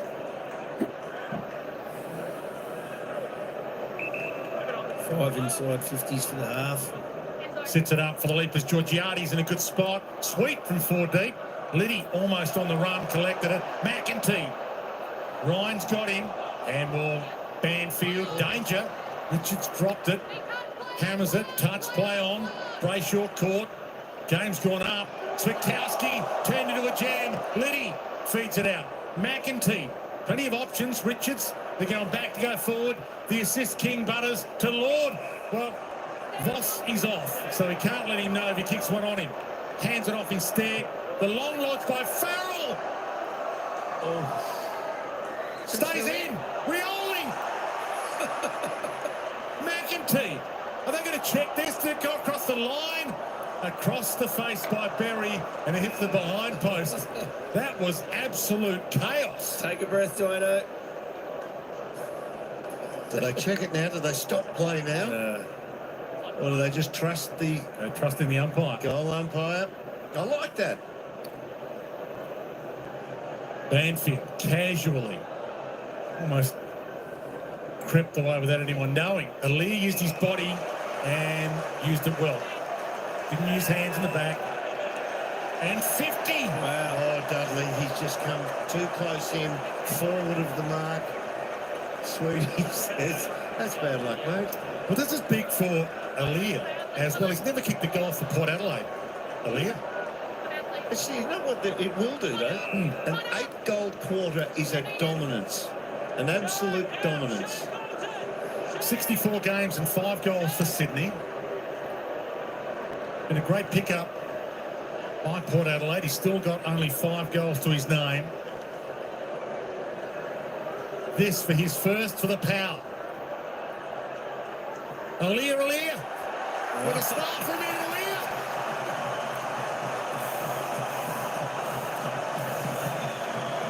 Well, they love him. He has been a star pickup. I reckon they got him for a second-round pick, Dwayne, which has just been one of the best trades of all time. He has been an absolute rock. He plays injured. He's been playing injured this year. He's an intercept king. He has always got a smile on his face. Well, that's consistent umpiring by the umpires. Dudley came forward when he knew where the mark was. Port Cochrane in the first quarter. So consistency by the umpire on the adjudication. Kenny! He loves it. Consistent umpiring on the 50 call. Little friendly on the early bump, I thought, on Darcy. Got away with one there, Aaliyah. You cash in your credits when you get them. 8-1 for the quarter for Port. It's massive. And Kent knew the moment as well, how important that is for the play they love so much. Wines, their Brownlow medalist, starting to fire as well. Sweet tried to be a little too cute. Did Sweetie. Little knockout. Frederick. O'Meara. Sends it out in front of Reed. Gets and goes. He's got the old bloke at him. Frederick puts the speed on. Bumped on the kick. He was pushed. Wasn't a tackle, so no holding the ball call. Reed loops it over. Frederick danced inside, caught. Ball. Great pressure. Port Adelaide have ratcheted up the pressure. And Darcy Byrne-Jones has gone back tonight as well, just because of all the players that have come out of their back line. He's been forward for the last few years, really. Georgiades! An all-time high. Can take a hanger. That was a cracker. We've nearly had Lukosius could be a goal of the year contender. That's a mark of the year. A great spot up with the short pass, because his key targets are just not appearing down on the horizon ahead of him here. Straight line footy. They haven't got a spare one inboard. Yeah, I think it will. Got to get to that Whitlock. Second gamer. Play on. Jackson, that's a great grab from behind Zerk Thatcher. Had the reach. Seconds tick. Hands to Banfield. Chips at central. Off hands, Aaliyah gets there. Brayshaw for company. Back to Brayshaw. Gets a third possession this spring. It's high. Will it be played? Umpire says no. Play on. And throw it in. Oh, I'm hanging for Paddy Voss to come back on. Yes. Actually. So Port Adelaide in the opening quarter had their 6th scoreless quarter for the year, and now they've backed it up with their highest scoring quarter for the year. Little palm down, a few seconds to transpire still. Brayshaw. Frederick. He mesmerised them and missed. Highest scoring quarter for the year, Port Adelaide. How quickly it can change. And now all of a sudden Fremantle, that was staring at establishing a top 4 spot, are now playing to keep their finals hopes alive in the second half of this. Farrell. Yeah, Michael Frederick just got through that traffic so easily. So fast. So talented. What a great quarter for Power. And listen to that applause. Fans absolutely loved it. That's why they pay their money. Port Adelaide can't play finals, but they can still deliver that kind of performance from the heart and the soul. And that man, Travis Boak, who's been their heart and soul for so long, 37 years of age, pick 5 in the 2006 draft, gained 385, will finish his career with 387 to his name, and he's downstairs with Sean Burgoyne. Well, Trav, in the first quarter you're goalless, but in the second you kicked 8. That's more like the footy that you were used to.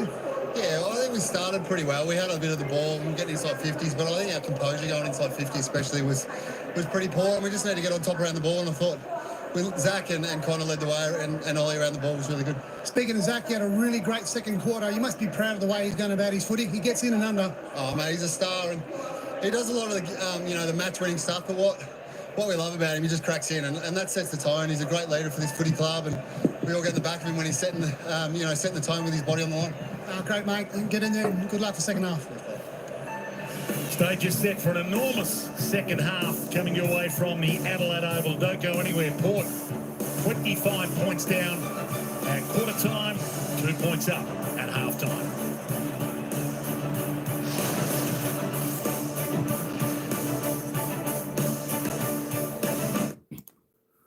All right, halftime here. Wake up, Freo. Wake up, wake up.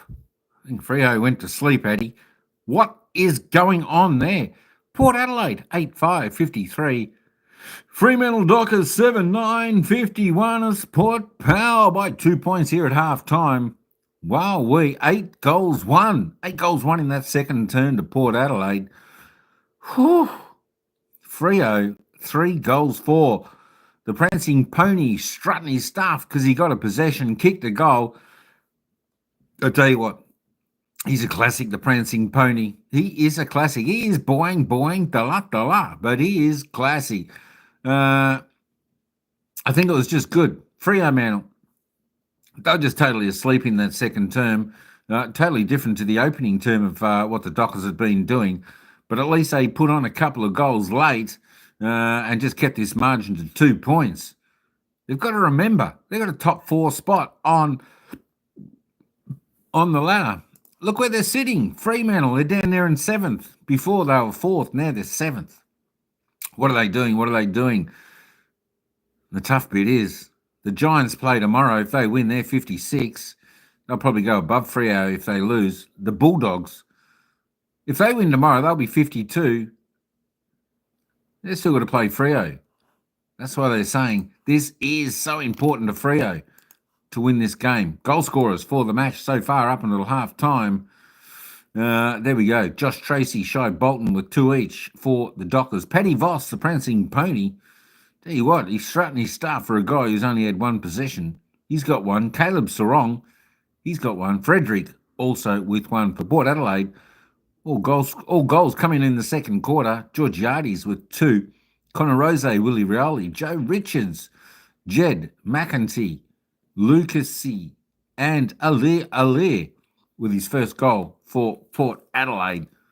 All singles for the power disposal getters. Zach Butters, I'll tell you what, he come to the fore, didn't he, in the second quarter for Port Adelaide. Tops the table, 19, 4 ahead of Luke Jackson.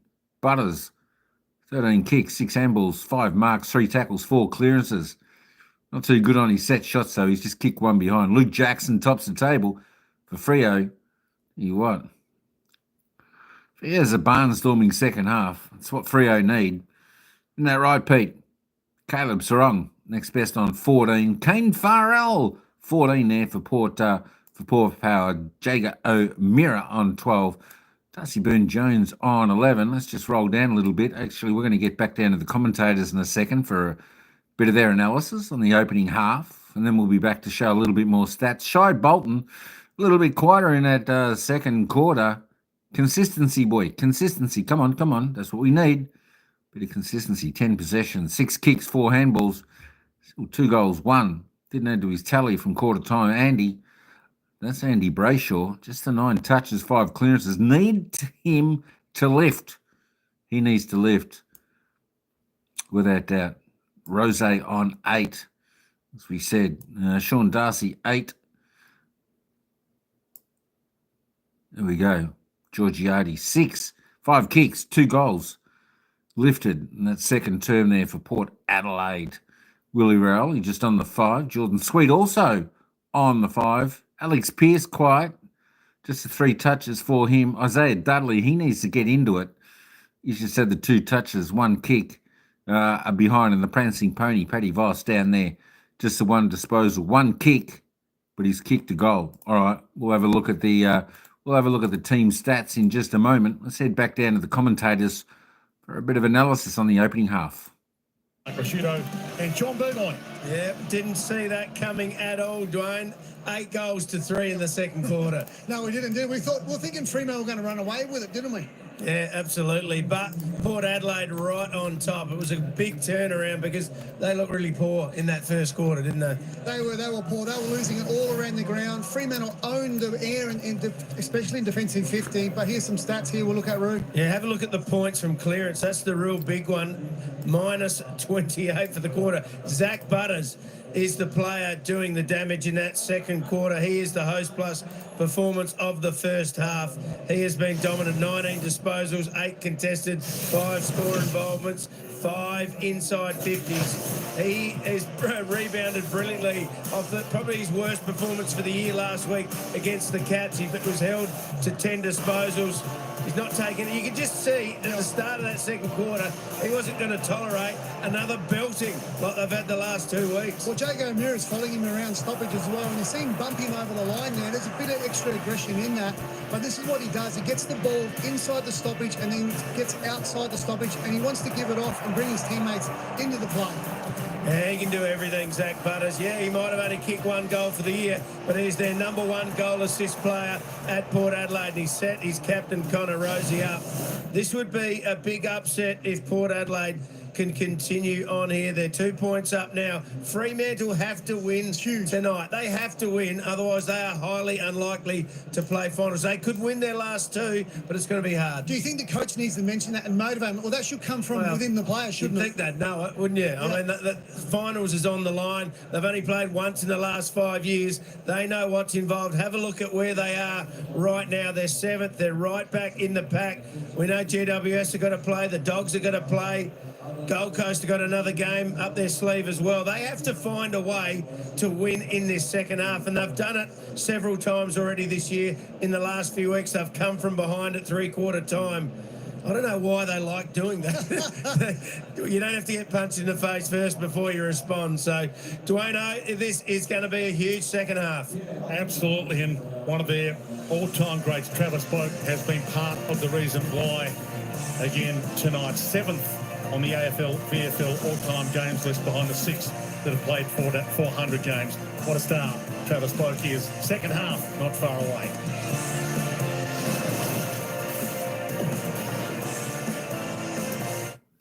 All right. So they'll be back in just a moment, folks. Let's just duck over and have a little bit of a look at some of these team stats. Of course, Port Adelaide with that fantastic second quarter. They're on top now in disposal count. They are plus 17 in the disposal count. That's plus 8 in the kicks, plus 9 in handballs. Both teams reasonably similar in the inside 50s, of course. 25 inside 50s for Port Adelaide's 13 scoring shots. Freo, 23 inside 50s, 16 scoring shots. Fremantle, slightly better when they go inside forward 50. It's just getting it in there was the trouble for them in that second term. Big effort. Being a Freo supporter, it is a big effort, that's for sure. They just need to do. They need to do, as Mark Rashudo was saying, surely they know they've got finals on the line here in this game. This could be the season-defining game where they look back on and go, you know what? We needed to win that game. That was the game that got us in the finals or got us kicked out. But as he said, there's still a couple of games, a couple of tough matches. So they've still got to. They've still got a chance. They've still got a chance. Let's hope Freo can get up over the line tonight. Disposal efficiency, both not too bad, just above season average. Their efficiency going inside 50, both pretty good for both teams. Dockers, excellent there at 69.8. Of course, free kick count. Well, the umpires might be liking the home side team here in Port Adelaide. Look at that, 14 free kicks to 8. Nearly doubled Freo's free kicks. They're plus 6. My gosh. I did see a couple of free kicks where there was nothing there, yet the umpires called a free kick. Port Adelaide winning in the hit-out department by 8. Clearances, Dockers. Dockers doing a good job in the clearance. They're plus 10 in the clearance, plus 4 in centre, plus 6 around the ground in the stoppages. They just need to use the ball a little bit better like they did in that opening term. Contested both teams reasonably well. Port Power, they're plus 5 there, plus 10 in uncontested. Turnovers, Port Adelaide, nice and low there, just 28. Dockers not too bad. Season average, so we won't say much about that. The marks, well, it's plus 10 to Port Adelaide. Still the marks reasonably low there for the Dockers. Marks inside 50, though. Dockers doing pretty good there. 6 marks inside 50 so far. Just the 3 to Port Adelaide. So the defenders were working well, the Dockers. They just need to lift again. And it's probably a good thing that the half-time siren came for them. You were more confident against Collingwood, not Port. Holy Toledo, Batman. Holy Toledo. I know. Well, look, sometimes Port Adelaide can really turn a game on. They are pretty good. Let's just have a look at this here, right here. Fremantle. That's what we've been saying about teams today when we're looking at the tackle count. It is absolutely woeful. This tackle count is horrendous. 18 tackles up until half-time, only 2 inside 50. They need to put and lift their pressure. I know their season average is 61. Port Adelaide's is 61. They should be up around the 30, 35. That's where you want to see it at half-time. Port Adelaide around about their tackles inside 7 for Port, Okay, well, that's a pass mark at the moment, 7, Port Adelaide. You got to lift, Dockers, you really need to lift in your pressure. I tell you what, if you can't apply pressure, then you're not going to go too far, because when you hit finals, I know you haven't really been there, but finals is all about pressure, execution, play, pressure, pressure, pressure. You've got to put and be able to put pressure on and withstand pressure. Come on, Dockers. All right, let's just head back down. They're just having a little bit of a theme for Travis Boak here. My passion for what's next is almost more now than playing footy, which hasn't been the case for 19 years.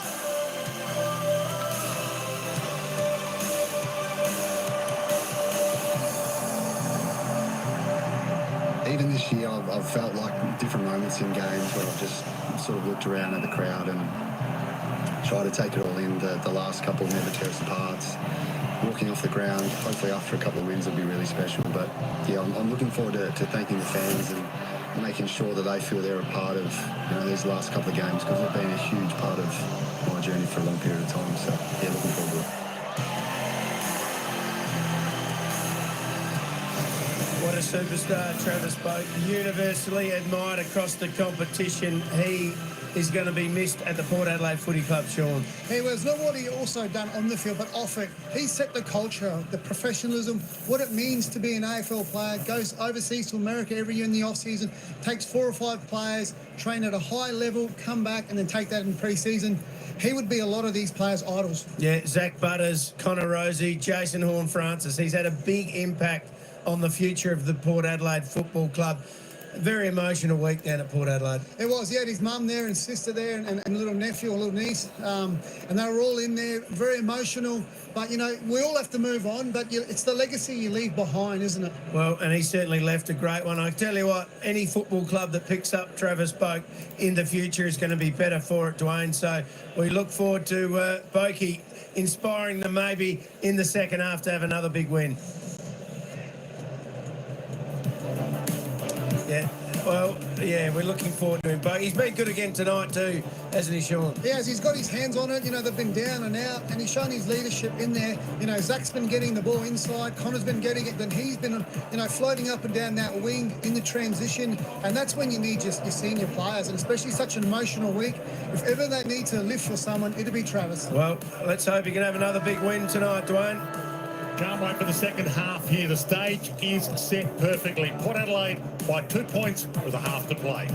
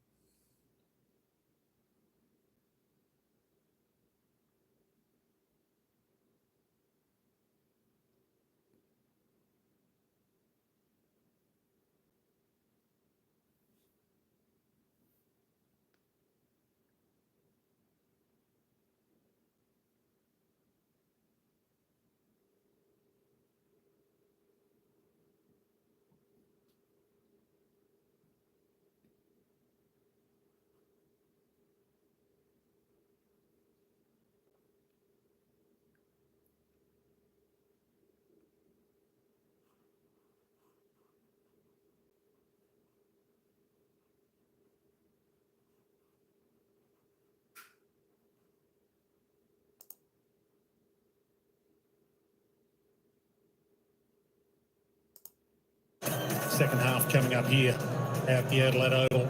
And Port Adelaide 25 points down at quarter time after a scoreless opening term. Their 6th scoreless term for the year, and then followed that up with an 8-goal quarter, their highest scoring quarter for the season. Well, Mark Prosciutto talked about the dominance that the Fremantle team had in the first quarter at stoppage. It was something like 14-3. Second quarter, Jordan Sweet just said, no, I'm having none of this. Hit-outs to advantage, 5-1 in his favour. So that big frame, 206 centimetres, and I'm going to his experience, I'd say he's around the 115 kilo mark. He just said, no, I'm not having it. And he put it straight down the throat of Zach Butters that many times. Advantage Port Adelaide. He really had to fight to get the number 1 ruck spot for Port Adelaide. 11 games with the Dogs. Sandford premiership player as well, Jordan Sweet. And here he is with Darcy. Second half underway, and Brayshaw wraps him up. That's a good tackle. And he dropped it. Was lucky to get away with it. Berry and Clark go at it. O'Meara paddles it out. Darcy had Sweet coming the other way. Clever little paddle from Sarong to Clark to Erasmus. Neither team has jumped with their sub yet. Nat Fife the sub for Fremantle. And Christian Moraes back into the team as the sub for Port Adelaide. Bolton. Bounced it to O'Meara. Trouble, and he tapped it to the line. And the umpire said, nope. Not getting away with that in 2025. Well, that's a bit sudden. Yeah. Great kick, though. Yeah. Lace out to Lukosius, who's just starting to find it a little. Chips into the pocket. He found Georgiades. He dropped that in a bucket. He had to hit that kick between 2 Dockers, and it was spectacular. Jordan Clark knew the ball was going there. He read the eyes of the kicker and of Lukosius, and he's a beautiful kick, Lukosius. We know that. What's Clark, and he just runs underneath it. He knows where it's going, but the kick is so perfect. Mitch Georgiades, 3 goals last week against Geelong. 2 goals so far tonight. 53 for the season, his best year ever, and that'll bend back, but not enough. That's the difference, isn't it? The Lukosius kick creates a shot at goal. He doesn't kick that ball perfectly. It's probably an out of bounds. It's spoiled over. That's how vital those kickers are. Aggressive down the middle. Port with the numbers. McEntee pops it. Crutch. No free. Legitimate attempt for the spoil. Berry gets his moment and buries it. Joe Berry.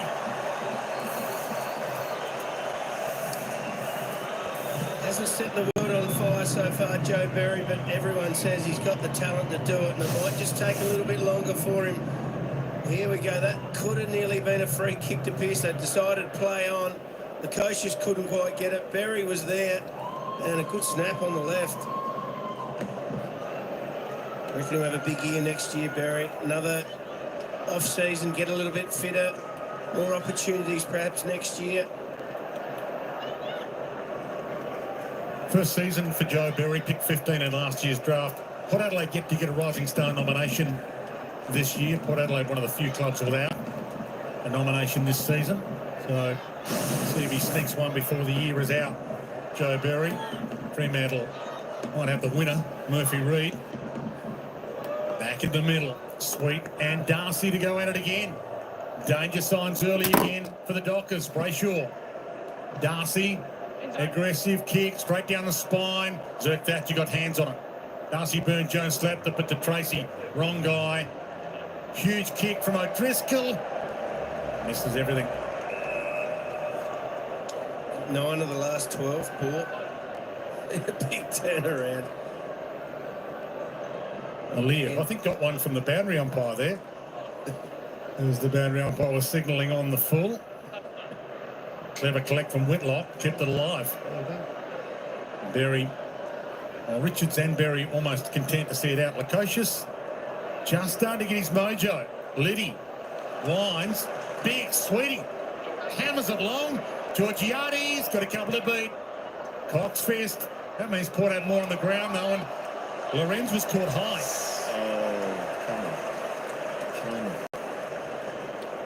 went into the spin. We'll get another look at it. Just went into a twirl spin to evade the tackle, but at no stage does he try and make his feet stay in the ground. He just lowers his height. I know you've still got to apply it correctly, but his first thought there is, I need to get lower than the tackler's arm so I am a chance to receive a head-high tackle. It's game 7 for Will Lorenz. A strike. And he's never missed a shot at goal. That's through. Got there by a millimetre, perhaps. No, it was touched on the line. Behind. Jeez, they're going to review it. Yeah. Where are they? Look.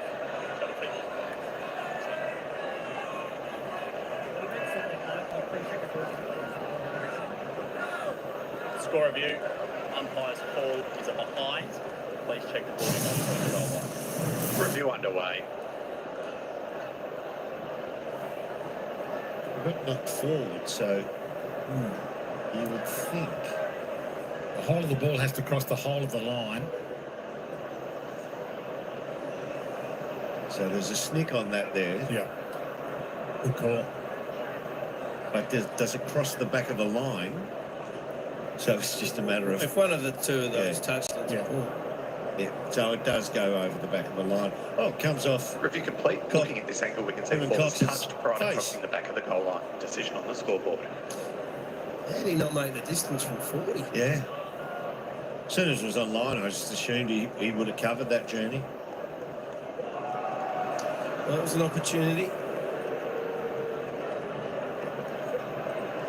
Fremantle dodge a bullet. They come into this game having won their past 4 games. Fremantle won 10 of their last 11. Been in hot form. They're up against it again this week as they were last week against the Blues. Frederick tried to run that little fishtail and did well, and a bullet pass to Jackson. What a kick under pressure. He takes some time.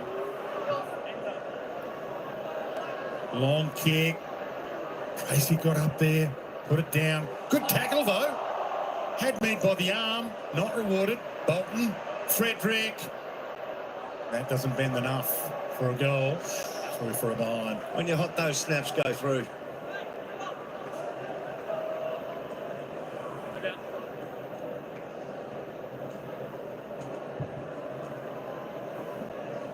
Farrell. Port Adelaide's metres gained king. I'm not mozzing him here, but his kicking has been... He's a great kick, but it's been exceptional tonight. And his best this year, 809 metres gained. Perfect again. Yeah. Look at that. He's got it 55 metres from goal, and it never looked like missing the target. Aaliyah keeps it wide to one-on-one. Wines, Brayshaw one-on-one, and Wines gets it back. A little push to the back as he kicked it, and the umpire... All of them pay those, but that was paid. He'll go back to Wines. It was in the kick, not after. Double-hander on the number. Had 32 possessions for Port Adelaide last week. Ollie Wines was Port's best in the hammering they got by Geelong. Butters. That's a nice way to get a kick. Zach Butters was on the bench when that happened. Round of applause for Travis Lukosius. Coming off that calf issue. Only missed the one game. Georgiades got up there, can't mark it. Sarong, Brayshaw. Couldn't part the seas with a handball. Butters, Richards on the back pedal, and he's found his target. McEntee, outstanding. What a kick. What a kick. Because I saw Whitlock went back to the goal square, but he had to oppose 2 direct Dockers defenders and another one in front, so the kick couldn't go to the goal face. So to pick that target out under pressure in the heat, what a wonderful kick. Well, Deadeye Jai at the other end has not touched the ball so far, Jyamis. Hasn't had a touch at all. But Deadeye Jed has. Biggest margin of the game Port Adelaide's had, 15 points. Starting to get a bit concerning for the Dockers here. Their season is slipping away. 10 of the last 13 by Port Adelaide. Freo pride themselves on their defence at the moment. Not strong at all. Got to give Patrick Voss a chance to get into the game, put some spice into it, just get some elevated emotions into it for Fremantle. What a kick. And we liked it as well, Ken. Port Adelaide are one of the worst contested possession sides in the competition. Since quarter time, it's been plus 18. They've been tougher than the Dockers at the moment. The Dockers have got their season on the line. Port Adelaide are playing for respect after getting belted the last 2 weeks. The Dockers need to wake up here before their season's all over. Shawnee Burgoyne, it looks like there's a bit of stirring on the bench for Fremantle now. Yeah, there is. That Fife's just stood up, took the warm-up jacket off, so he's starting to do some strides, I reckon. So look to that one to be made very shortly, I reckon. Yeah, well, that's emergency now. They're going to break the glass. Yep. Brayshaw pulled that from Wines. Farrell got it from Rosie, gave it to Erasmus. Banfield pops it wide. He's got a couple of options out there. Bolton could be the man who changes everything. Went short and he hit Murphy Reid.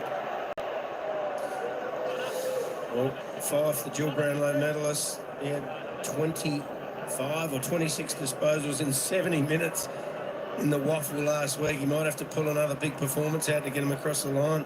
He hasn't played since he was sub round 15 and injured his calf in the half-time warm-up and couldn't come on in that game.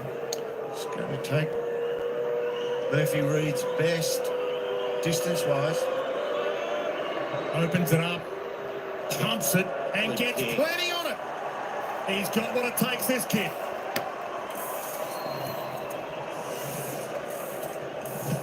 He's a footballer, isn't he, Root? Oh, yeah, he's a footballer.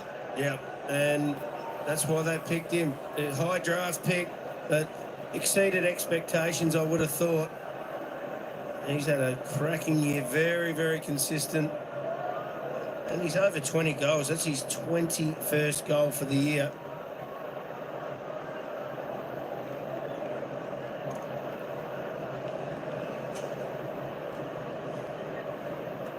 And I mentioned he's a contender for the Rising Star.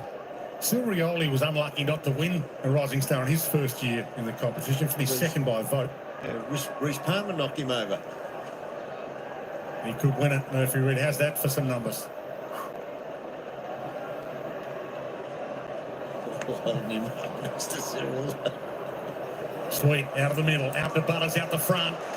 He might go all the way home. He loves to pass him off. Lukosius. Jack Lukosius.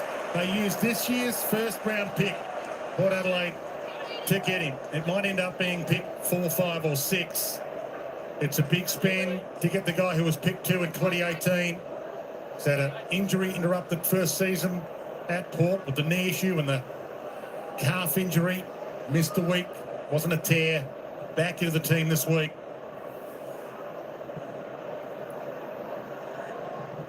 But when he's good, he's up there with the best of the comp. Jack Lukosius, the instant reply. That's the way he likes them, Derm. Oh, yeah. I don't think there's any more devastating player coming out the front side of the centre circle, the centre bounce, than Zach Butters. Except, I mean, that's the cleanest of clean pickups. And he draws Lukosius onto the footy. It's Chris Judd was that good.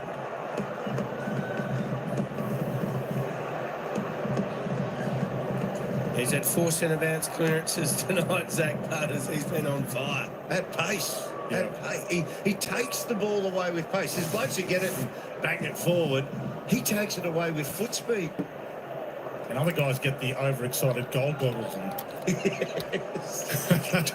I'm going to kick goal of the year here. The goal goggles. He gets the goal assist goggles on.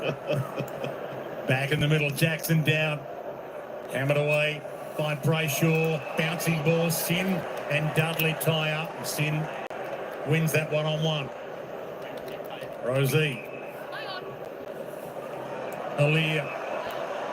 Big round of applause. He's off and running. Has a bounce. Poke pass. Found his target, Boak. Out wide. Lorenz pushed on the kick, and it was in the side, the umpire said, on the full.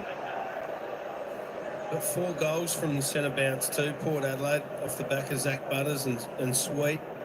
It's huge, isn't it? I think that's their equal most for the year by recollection. To the congested side, Jackson. If anyone can, Luke Jackson can. So this is danger time for Port Adelaide when Jackson is running head-to-head with the second game of Whitlock. He could do some damage. You see, he's even run past young Whitlock there. So he's going to make himself another target on the end of this at any stage here. That's a good grab as well from Tracy. He'll keep running, Jackson. He's still going to the goal square. Yeah, now Jerk Thatcher picks him up. He'll come forward. Goes to the pocket. Here's Jackson on cue. Voss almost got on his way, or did Jackson get in Voss's way? Take your pick. Boak. Sin, little fumble. Well, the Freo Rucks have been sneaking forward and kicking a fair few goals, like exactly what Jackson did there as well. So this is dangerous. I think he's still got him, Mark, hasn't he? Young Whitlock's in the ruck here. This would be dangerous here at stoppage. Now, Sweetie's come down. Yep. Bigger body, stronger body. Ball down to O'Meara, though. Hits a good spot with the kick. Amos got a hand on it. Getting back, Liddy to lend a hand. Good smother. And it's almost, well, it is a win for Fremantle. It's hit the post and it's a ball in, as opposed to a win for Port if it went through for a behind. Jai Amos yet to trouble the statisticians, but it could be his moment. Yeah. You have to be positive. It's not your night, but you could be the reason why they win. Sweet Jackson, stolen by Farrell. And if you read, thought he was out of pounce. Farrell goes to Torp. All about the bounce here. Kind bounce. O'Driscoll. Bang! Dudley held his ground. Rioli good smother. Flicks it wide to Liddy. Got a kick into space. Huge one-on-one. Did well, Whitlock. Giorgiani's turned it over, though. Poke pass O'Meara. Showed too much of it to Lorenz. Huge fist. Clark goes and gets it. Banfield. Warner. Banfield. Bolton. Thumped away. Erasmus. Hassled out of it. Bolton back. Banfield. They're coming at him. They're going backwards. Warner. O'Meara. Warner. And now they're out. Chapman can go. Sees the space. Heads out wide. Hits his target, Voss. Jackson's gone deep forward. Murphy Reid. Sends it long for that Jackson leap. Alir got a hand on it. Murphy Reid. He couldn't, could he? Of course he can. There's nothing this kid can't do. Well, he is a smart player. He could have been used a couple of times there. He just stayed in the contest. They ignored him. You can see him just to the right of screen. That is a very difficult kick. Very difficult. He's composed too, isn't he? There is not one sense of rushed motion in that kick. He didn't have any bend in it at all.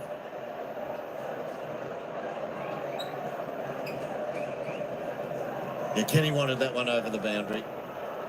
Yeah, he'd be thinking that should have been killed. Well, Derm, Nat Fife just reappeared from up the race, went up there for about 5 or 6 minutes. Now he's come out and put the Guernsey on, just waiting to see who's actually been subbed off. It might even be Jai Amos trying to get a little bit more grunt, play him as a forward. Well, that's a tough night at the office if you come on or come off halfway through the third term and you haven't touched the ball at all. And Fife about to come on and maybe replace him. And he ducked into that, O'Meara, and that should be ball. Yeah. AFL has to guard against players doing that on purpose. Wines. Great game. So much on the end of this for Fremantle now. 1.5 to play. Slipped through hands. Lorenz. Couldn't trap it. Erasmus. Back inside. Under the hammer Clark. Under the hammer Brayshaw. Sarong. Fans it wide. Voss, good one-on-one. Alir got it, and Voss got him. I reckon it's gone up a notch. I reckon the game has just stepped up a little bit. He's like Yosemite's. He's Yosemite Sam. He's just wild. Palm down. Winds. Farrell. Gains ground. Clark. Erasmus. Good spin by Mirror until he was caught. Umpire said he got a handball away. Warner looks inside. Sarong delayed the handoff. Ryan on the run. Heads out wide. Amos. Got it. First touch for him. And a good one. Switkowski. Millimetres from the deck.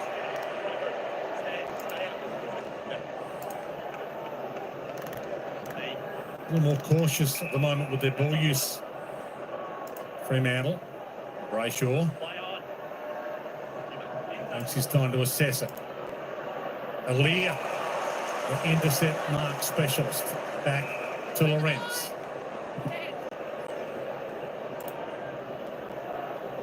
He's holding his own in game 7. It's Aaliyah's best game for a while. Well, that's a 1-on-3. And was there a hole? Didn't need to do it. They had him done for numbers. Well, he sits it on Bogey's head. He'll go. So Richards gets and goes. Open field ahead. He put it to the feet of McEntee. Good enough to collect it. Back to Richards. So the outlet player, Whitlock, turns and goes. Goes for the pass option to Drew. Just a sliver of time. Warner he read that, and the lad was so good coming forward. Just that millisecond late to take off. As you can see, guys, the Fremantle champ Nat Fife is on the field now, and Dudley's been subbed off. That's tactical. Thanks, Sean. So Willem Drew, another midfielder like Zach Butters, who doesn't kick a lot of goals, support. 2 goals this year. Any steps? That'd be why. Not the best kick. No, but he does have the lockdown jobs quite often. He can play. No doubt about that. He's a tackling machine, not a goal-kicking machine. Ryan, wide. Aaliyah runs up to this. He stayed down in there in Amos. Getting a couple of big touches. Sarong drills it, but straight to Darcy Byrne-Jones. So you mentioned how Willem Drew, I mean, he's a tackling machine, and he's playing on Sarong. Sarong, oops, we'll wait on this one. Rosie, good collect. They'll shake off on Brayshaw. Zerk Thatcher wide to Sin. Got there. And what Drew does, he tackles so hard. Sarong's had the 19 possessions, but his kicking efficiency is at 50%. So he's there harassing him and just really making life uncomfortable for him when he kicks. Clever from Lukosius there. He just killed that to the boundary with a fist. Jack Lukosius. So Josh Tracy on the phone. Big kahuna. Yep. See what he can manufacture when he comes back on. Dudley subbed out. Port Adelaide yet to use their sub, Christian Moraes. Back into the lineup for game 12. First game back since round 15 for him. Played his way back through the twos. Darcy Byrne-Jones went hard. And did he go high? I don't think... Oh, he's unlucky.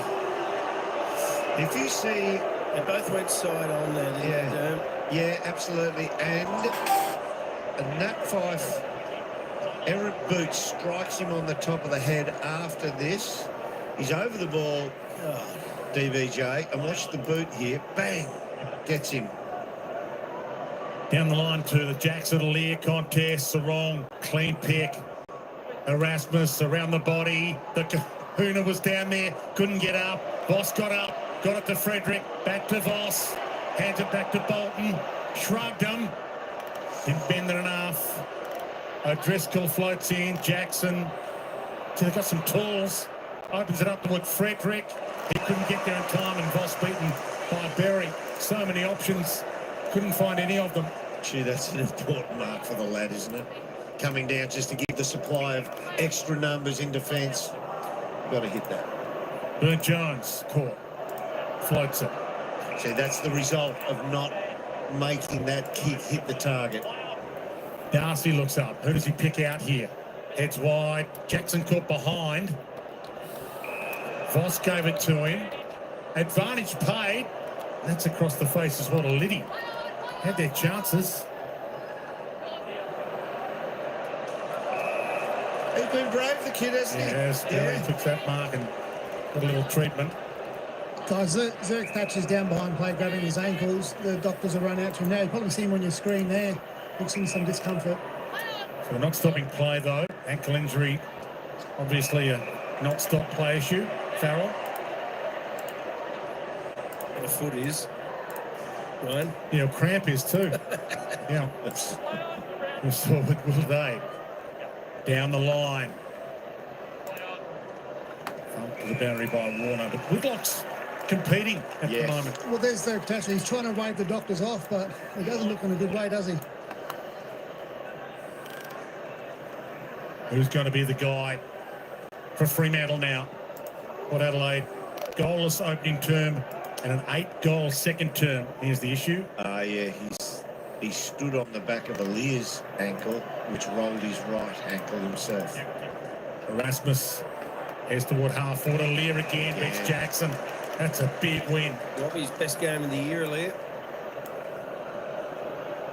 And that's saying something, because he's played some good ones, and again, just tends to play 100% of game time. They don't rest him at all. Whitlock edged out of it that time. Erasmus crumbs it. Back to Clark. To Fife. Had to go down and fish it from the deck. Clever enough to get it. Whoop. Banfield. Warner. It's labour intensive at the moment by Fremantle. Well, they're putting the pressure on them right at the source. They're not putting extra numbers behind or trying to protect down the line. They're right at the footy, right in their face with pressure. Jackson got a palm on it. Butters with the crumb. Well played by Bolton. Shoots the handball out the front. Murphy Reid at his pocket, picked by Farrell. Got it to Sin. Hammers it long. Lukosius got there, competes, got it to ground. Bokey shrugs him. Back to Jack. Went with the torp outside of the boot. O'Driscoll. And now open side. Frederick. It sits for him. He runs and he chips. Voss. Heads long. Jackson's in the spot this time and he's got it. The kick that went into centre half forward and trickled across the ground, Port Adelaide's entrance kick, opened the field of play for Fremantle to come forward from. And that is why torpedoes are not a high percentage choice. Might as well go with a drop kick. While Jackson's having this shot, guys, Zerk Thatcher has come off with that ankle. I think you strap it up, he should be fine, Sean. Luke Jackson, he's been the difference maker in a lot of games this season. This kick, they cut it back to a 4-point margin. Well, on that one route, they're already short some talls down there, so him going off, they're going to be stretched even further for tall defenders. Liddy heads wide to Boat. Good hands. Jeez. He doesn't run as quick, he doesn't jump as high or as fast, but he has led tonight with bravery, hasn't he? Might have to reconsider the retirement idea. Lord goes back out to Liddy, beaten for it by Erasmus, who's had some good moments. He's played 19 seasons. Sean on the boundaries played 21, if you don't mind. So he's got an expert to talk about it on the boundary tonight. O'Meara sits it up for the screamer. Rosie goes up with the fierce, didn't kill it. Jackson content to let it roll. He did angle that to the boundary line, though. So you now look at Fremantle have jumped on their sub.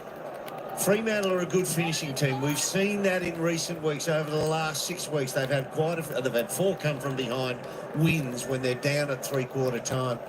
So they do have a set of fresh legs on the interchange here. Thumb clear, Erasmus goes and collects again. Kept it alive. Dangerous spot. Bolton turned him inside out and misses.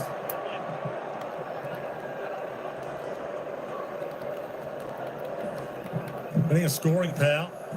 Shea Bolton, the Prancing Pony, the Big Kahuna, got the Unicorn. They got them all down there. Sin. It's a big last quarter coming up. You feel like Fremantle's whole season hinges on the last quarter coming up here. Their last two games are against the Lions and the Dogs, Fremantle. They win this game and the Bulldogs lose to Melbourne tomorrow. They'll have a final spot locked in. They lose this game, and with two tough games to come, they could be the one that misses. Yep. And it all might ride on the last quarter. Sliding doors moment here at the Adelaide Oval tonight. Both have massaged this around pretty well without much chance of losing possession. Oh, just two contests now for...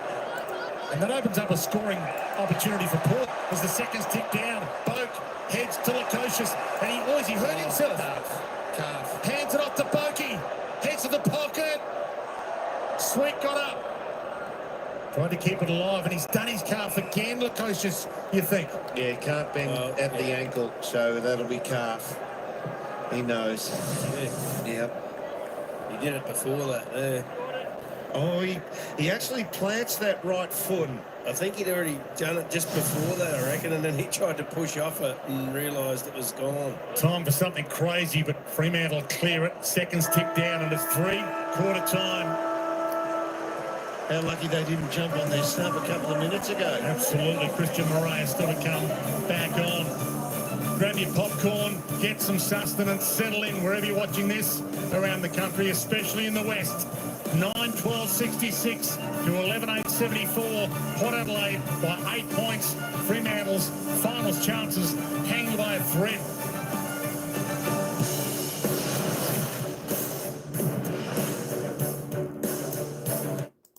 All right, 3/4 time here, and I tell you what, we are in, folks. We're in for ring-a-ding-ding. Final quarter is Port Adelaide 11-8-74. The Dockers 9-12-66. It's 8-point margin to the Dockers, increasing it from 2 points at half time. Dockers putting on 2 goals, 3 in that third term. Port Adelaide 3 goals, 3. Just winning that one. How can they manufacture a win from here, Freo? I tell you what, they need to get back to what they were doing in the opening term, and that was running rampant, giving Port Adelaide no chance. They just need to get that run and flow back. They're just a little bit standstillish there, I think, Addy G. What do you reckon? But, yeah, another 3/4 deficit. I tell you what, if they're contenders, they've got to get up. They've got to get up. It looks like, I wasn't sure who the play was. It sounds like he went off with a calf for Port Adelaide, so that wasn't too good. A good spoil in the closing 9 seconds, though, in the forward 50 of Port Adelaide from the Dockers. Tell you what, they couldn't have afforded to give away one more goal. They're 8 points.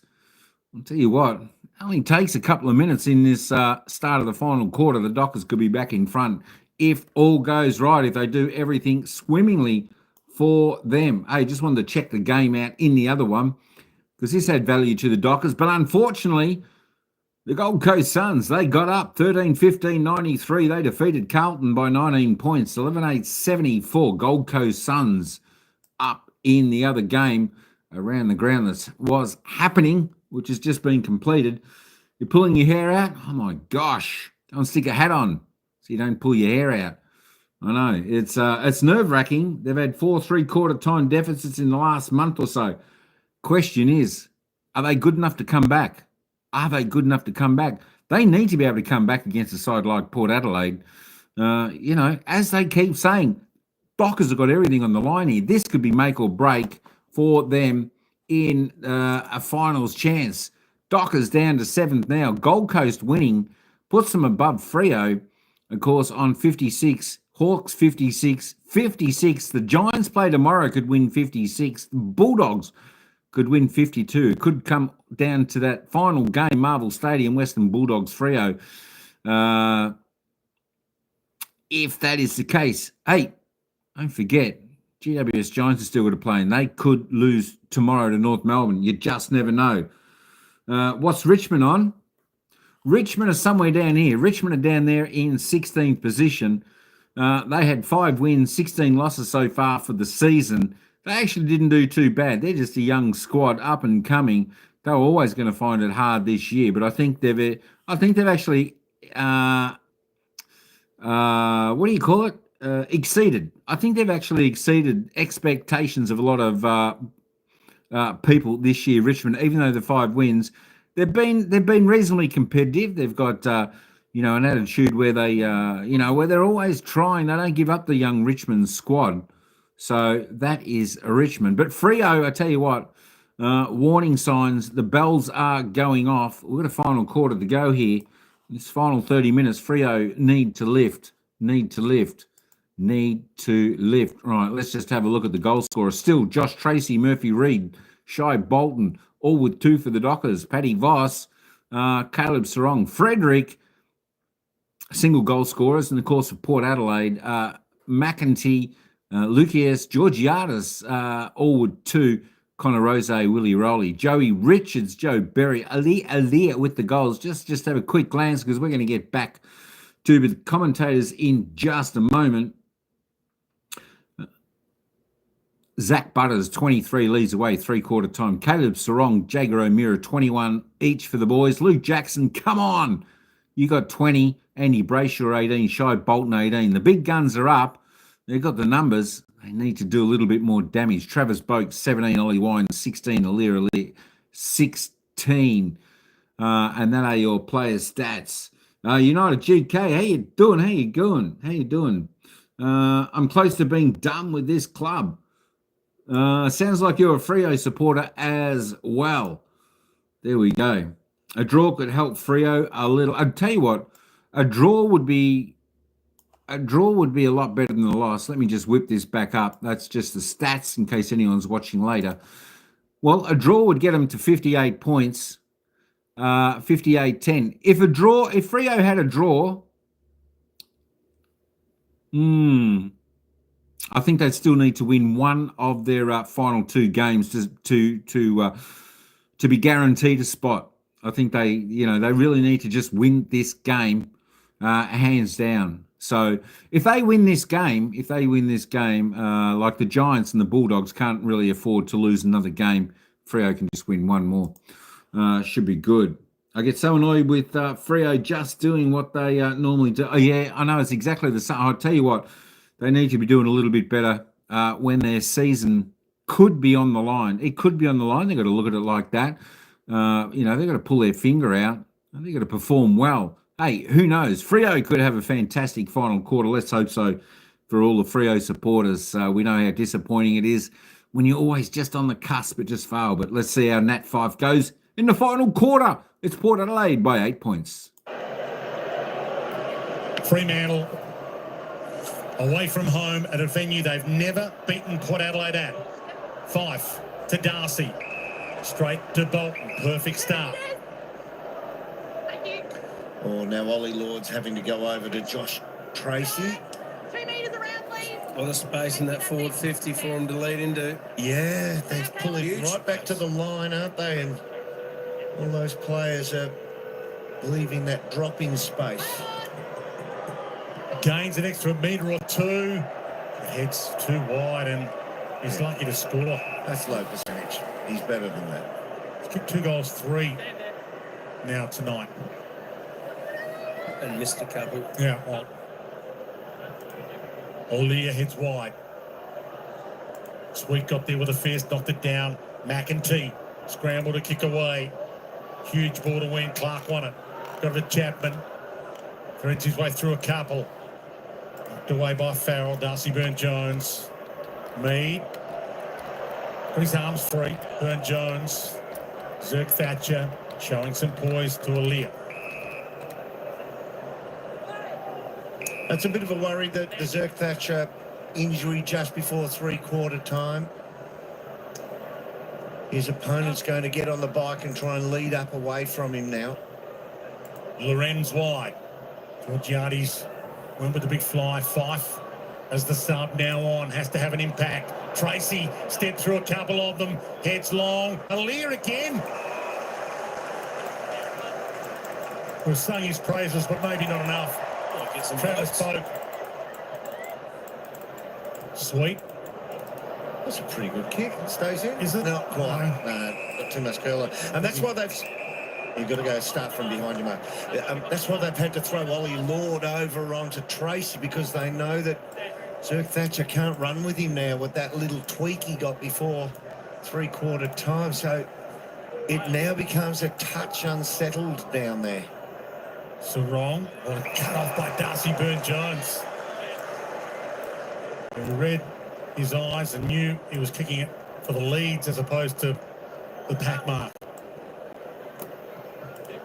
DBJ hits wide and he turns it over. Sarong dropped it though. Drew picked his pocket. He's wearing him like a glove at the moment. Sarong back inside. O'Meara heads back in. Almost a free to Amos, you'd think. Zerk Thatcher's taking the mark and umpire says keep rolling, boys. Took a one-hander. Lorenz.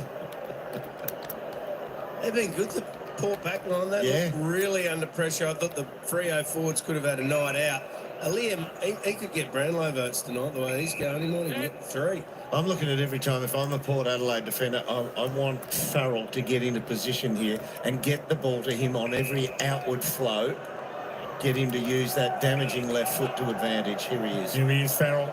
He hammers at 60 to Boak. Great hands, couldn't mark it. Kept his feet and goes. Bokey turning back the clock. Heads long. Rioli, who wants it? Jack! Rioli! It's a mark as well. Whitlock wasn't paid. Play on. He's allowed to play on because I think the sign I saw from the umpire suggested it was a hand chop. You cannot play on from a mark, somebody else. Now here's the one-hander. And from there, that Farrell boot is just... How quick does it get through the air, Shawnee Burgoyne? He's just a wonderful kick. Well, as soon as Travis Boak saw that Kane Farrell was getting it, he was on his bike, Derm. That's a mark to Whitlock, isn't it? Yeah, that's what I thought. And you can't play on from a mark. Well, the umpire, did he pay the chop of the arm? Yeah, but down to the left mark was arm. first, though. That was the... Well, you get your choice if you get both, don't you? Well, the kid's never kicked a goal. It's game 2. It'd been nice for him to get that one for him. I reckon he's happy at the moment. I think he's happy at the moment. So is Willie. I don't reckon Justin Longmuir is at the moment. No. 5. Turns out of a jam and takes off. Sends it long. Gets the inside 50. Amos stands under it. Can't mark it. Hands it off. Switkowski's got the speed. So too has Frederick. Quick fire apply. This game has got everything. The season's got everything. Can they come from behind here, the Dockers? That's some firepower. I thought Fifey's just kicked Skylab here, Space Junk. He said that's somebody else's problem. Nice soft drop, though.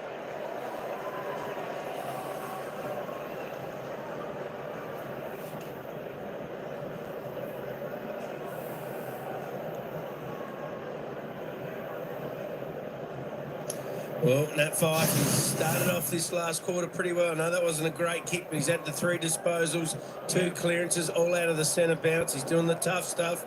He's got the fresh legs. He needs to, or he wants to, get his side across the line like we've seen on 4 occasions in the last 8 weeks, coming from behind at three-quarter time.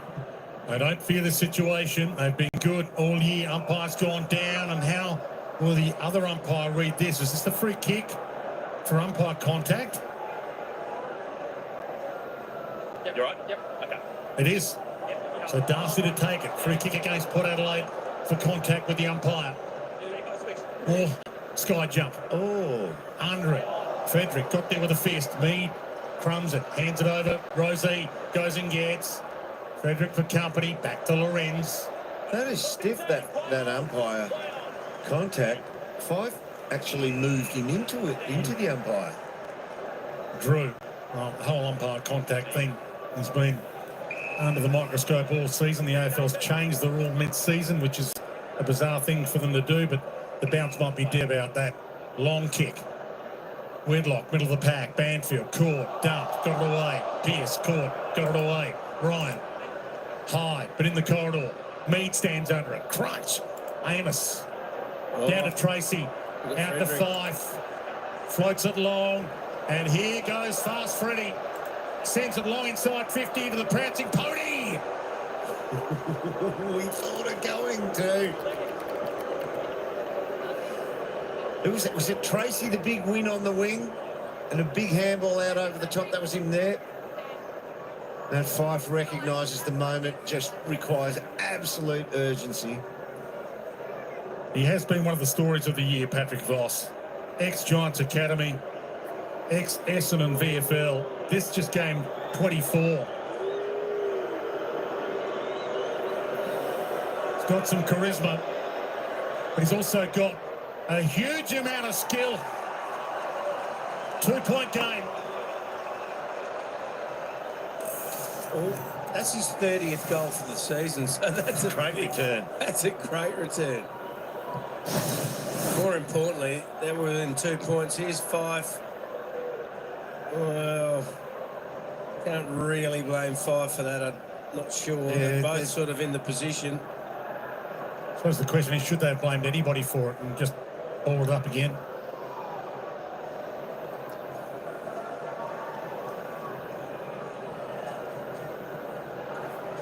Oh, here come the Dockers. This is huge. Never beaten Port Adelaide at the Adelaide Oval. The Dockers, only one of their last 5 games against Port has been here. 4 of their last 5 have been in Perth. The Dockers, arguably the most informed team in the comp. They've won the past 4. They've won 10 of their last 11. And they could be back in the top 4 with a win tonight. Smacked into the deck. Sweet goes up. Butters. He was the man who changed it all in the second term. To Drew. To Sweet. To Wines. Fife bumped him on the kick. Put some pressure on it. Off hands Banfield. Wrapped up. Had time. Got it away. Lorenz. Wines. Georgiades. Rioli. Richards. Known goal kicker. Central kick. O'Meara.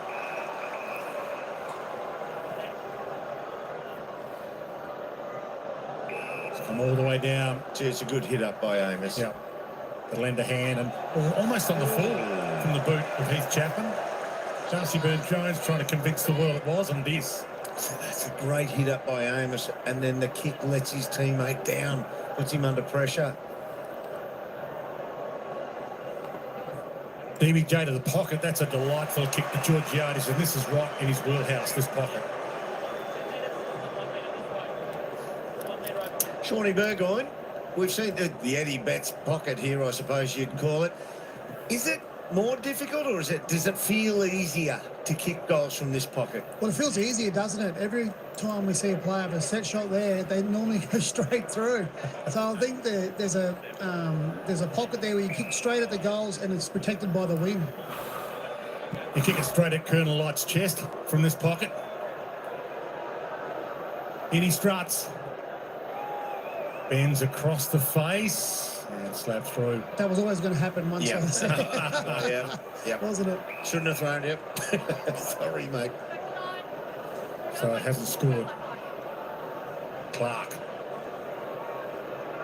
And he will have a big role to play in this last quarter. Coming off a 30-possession game last week where it was huge. Good mark to Wines. Front of the pack. And he's lost the boot. Yeah, just come below his heel, I'd say. Yeah, good shepherding, good body work, team body work there to allow him a double foot jump.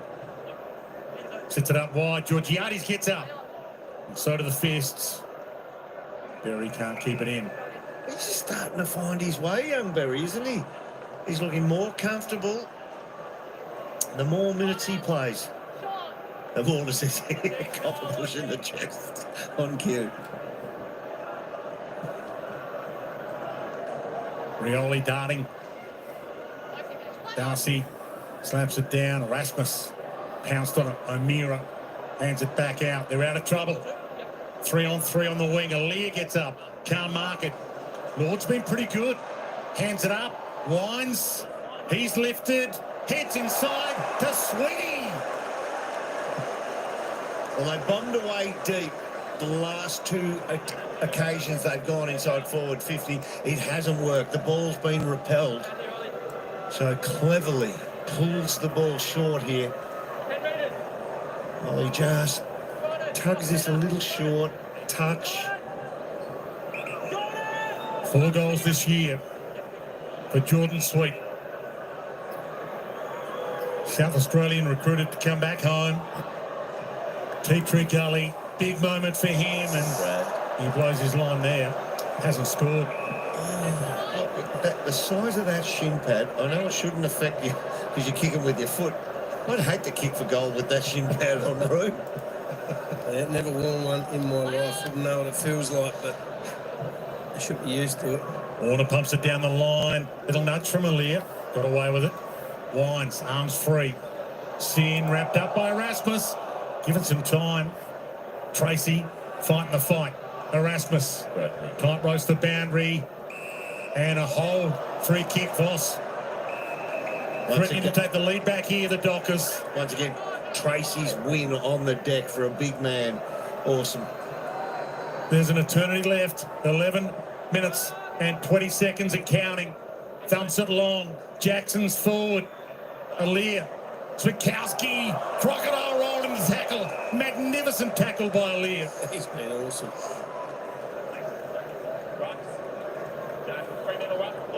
Good spot for a ball up though for Fremantle. Jackson. Wines. Butters. Good fake. Sin. Can he hit target though? No. Right on the rebound. Clark. Reed. Warner. Aaliyah's the man again. Jackson. Got hands on it. Aaliyah. Whitlock. Caught. Just in time. Voss pounces. Slips. Dances. Hands it. Zwitkowski. That was for the lead. How good was Voss's balance to get back to his feet for a big man? Tremendous. The Prancing Pony did. The balanced pony. He did. It's on a nice edge now. The crowd know it. Farrell to Liddy. That's a good run. Good hard run. No one else but Butters.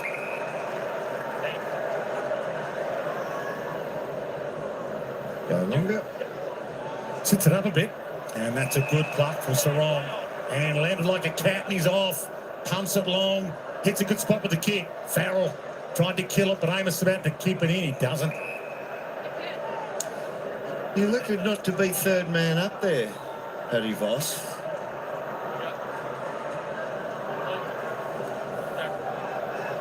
Justin Longmuir looks a little more tense than Ken. This is Ken's 13th and final season as coach. Justin Longmuir knows how big this is. Frederick loops it back. Erasmus. It's high, but it's not long enough. And Aaliyah stands his ground. Stolen by Voss. That's monstrous. He wasn't paid it.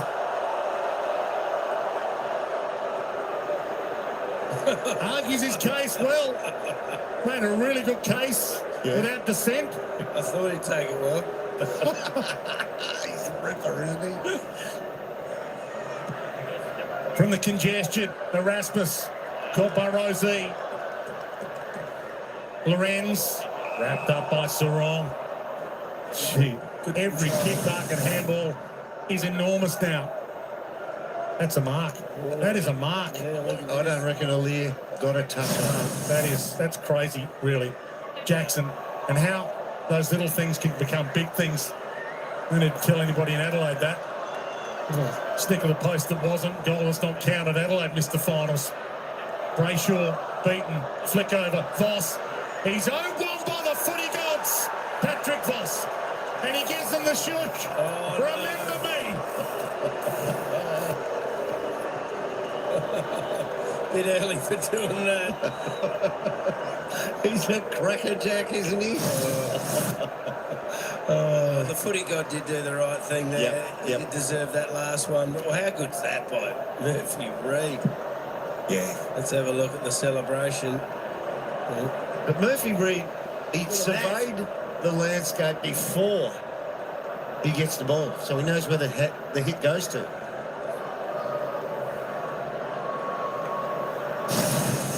Back in front, Fremantle, and live ladder-wise, this is what it means. They're back into the top 4. First time they've been in front in the second half. If you joined us late, they led by 25 points at quarter time, Fremantle.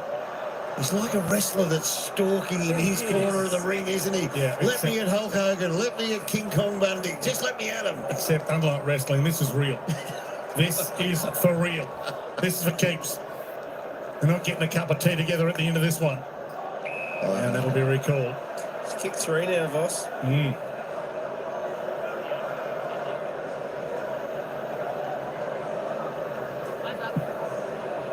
Jackson and Sweet. Jackson crosses the line. Sweet little palm. Sarong bounces it to half forward. Huge ball to win. Lorenz has been good. Butters tried to flick that between his legs. Yeah. Driscoll collects it just in time.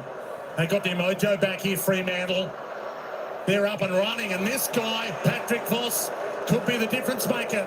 He sends it lace out and missed his target. Darcy Byrne-Jones has got it, and the crowd love that. This one's going to go down to the wire. Don't cheer him yet. He's got plenty of time to make up for it. Brandon Zerk-Thatcher on the run. Georgiades, second in the Coleman race. Could he be the guy that puts Port Adelaide back in front in the closing 8 minutes? They've only got Whitlock really as height in the forward line now. Sends it long in that direction. Chapman. What's a great tackle. That's ball on Banfield. Wines with the strength. He's had a really good last quarter, hasn't he? Yeah, just his power around the footy. Other than that, Fremantle have pretty well controlled between the arcs. It's had a good couple of weeks, really, Ollie Wines. 32 possessions. Port's best last week against Geelong. He's at the most disposals on the ground in the last quarter, Ollie, with 8. Georgiades calling for the leads. Rioli on the run, couldn't take it. Banfield just got a kick away. Mead, little trap. Darcy Byrne-Jones. Drew, arms free. Ollie Wines again. Went with the soccer, didn't work. Banfield, Cox, wrapped up. Got a toe on it. DBJ to the pocket. Jackson. Well, he positioned himself really well there, Luke Jackson. Run hard out here. Pierce. Got it. 7 minutes away, Fremantle, from being in the top 4. Right. I don't want to try and save it yet, that's for sure. Fremantle, the Port Adelaide have just lost their avenues to goal. Chapman dumps it. And Jai Amos. You mentioned he'll get a moment, Durham. That is a moment. It's a good take, isn't it? He's still sore. Might be the best thing for the team if he stays down, let him get numbers back. Are you right, Brandon? Clear up, please. Marks the knee. Outside 2 more metres. Here.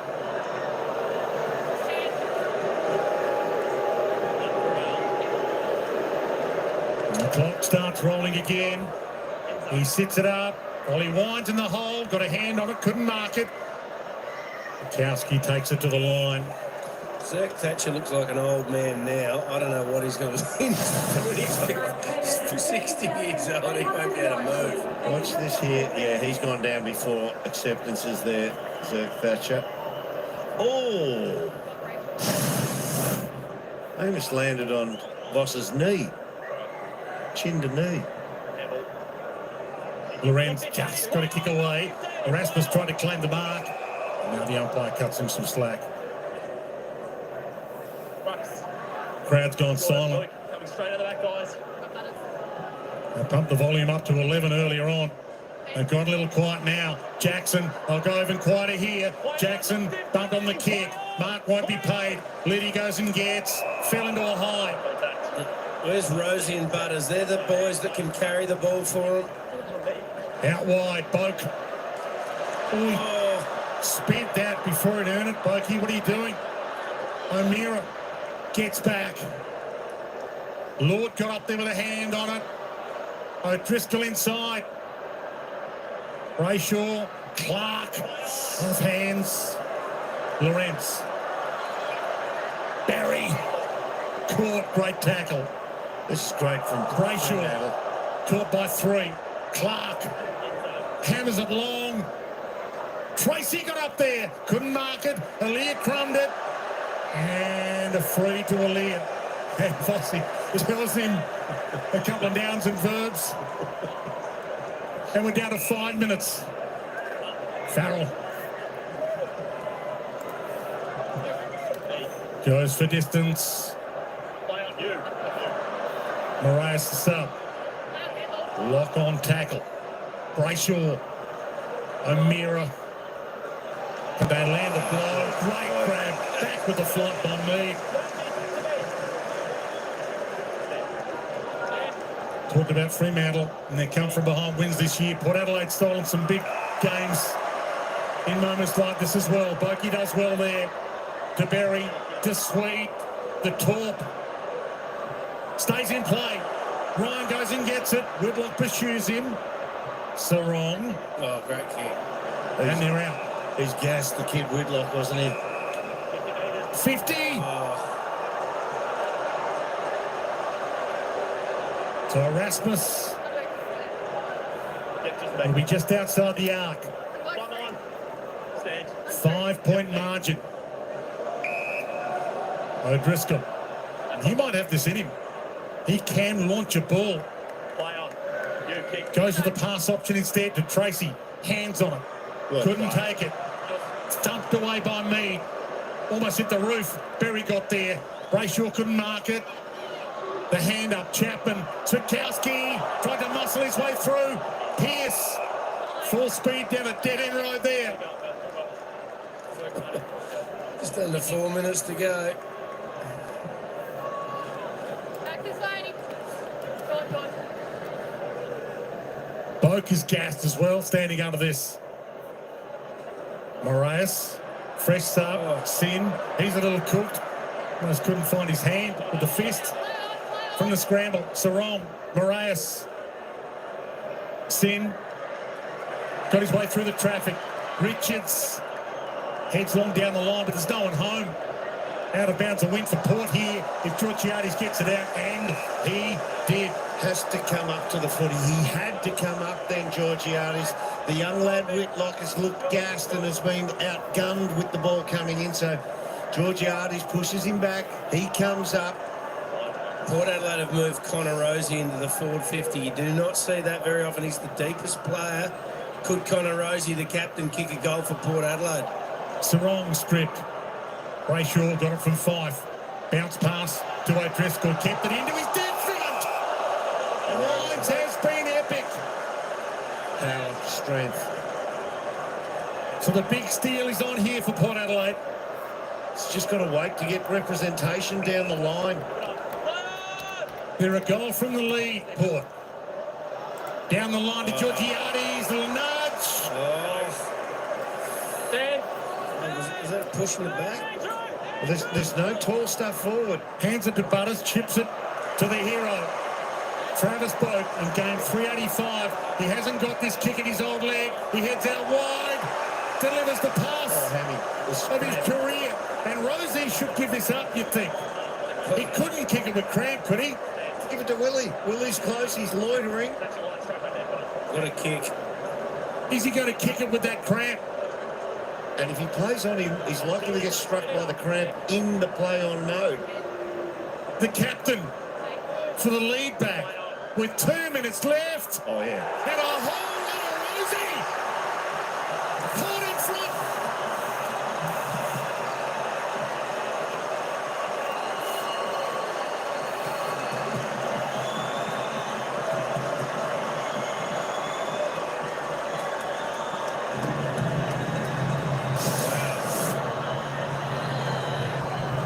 Minute 58 left. That's pretty fortunate, but he did collapse, Brayshaw. He put Mayo on. I reckon the umpire said, I'm not buying it. 1 minute 58. Kenny doesn't have a premiership, but he'll remember this 2 minutes.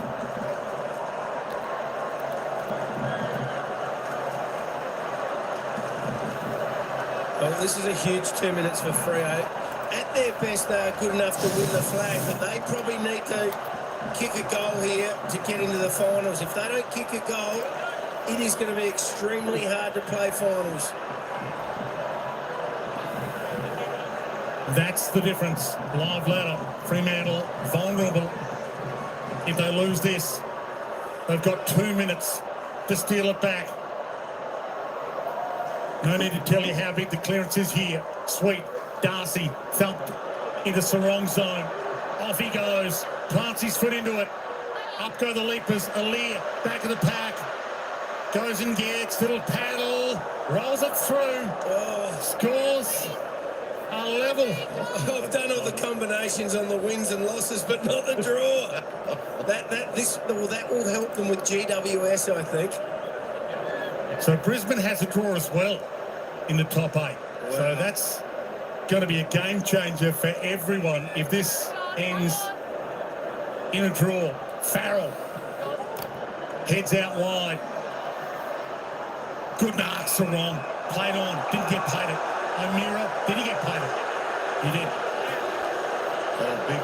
This is set up for Voss to just take this game by the scruff of the neck. Sets it up. Who's going to be the leaper? Darcy's down there. And Pearce gets forward.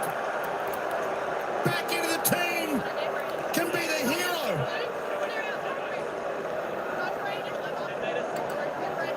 Out of nowhere. What about the finishes we're seeing in the last fortnight? What's he doing down there? Oh, they're all chips in. They're all chips in. Lord goes down there as an extra defender. He follows. Any score and they lead. A goal. Alex Pearce. Wow. The hero. If they can get home from here.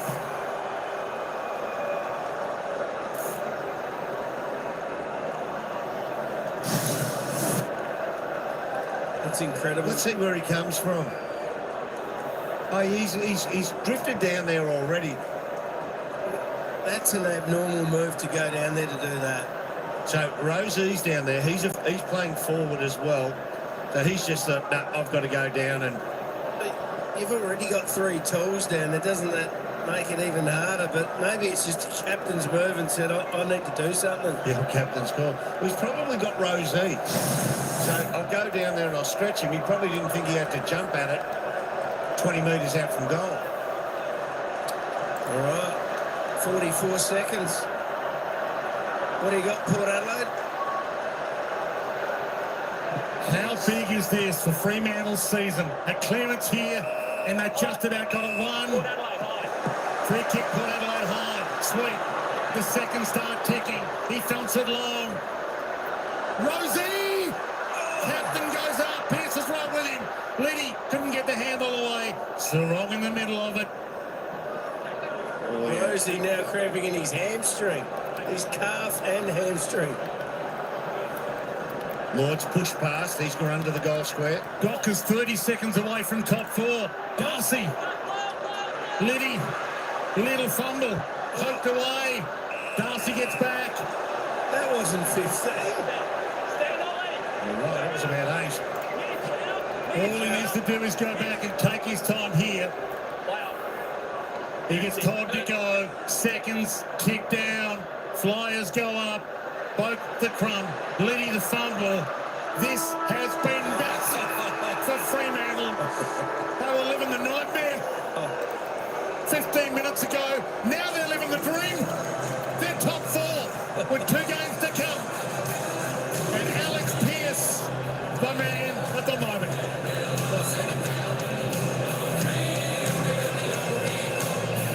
What a win.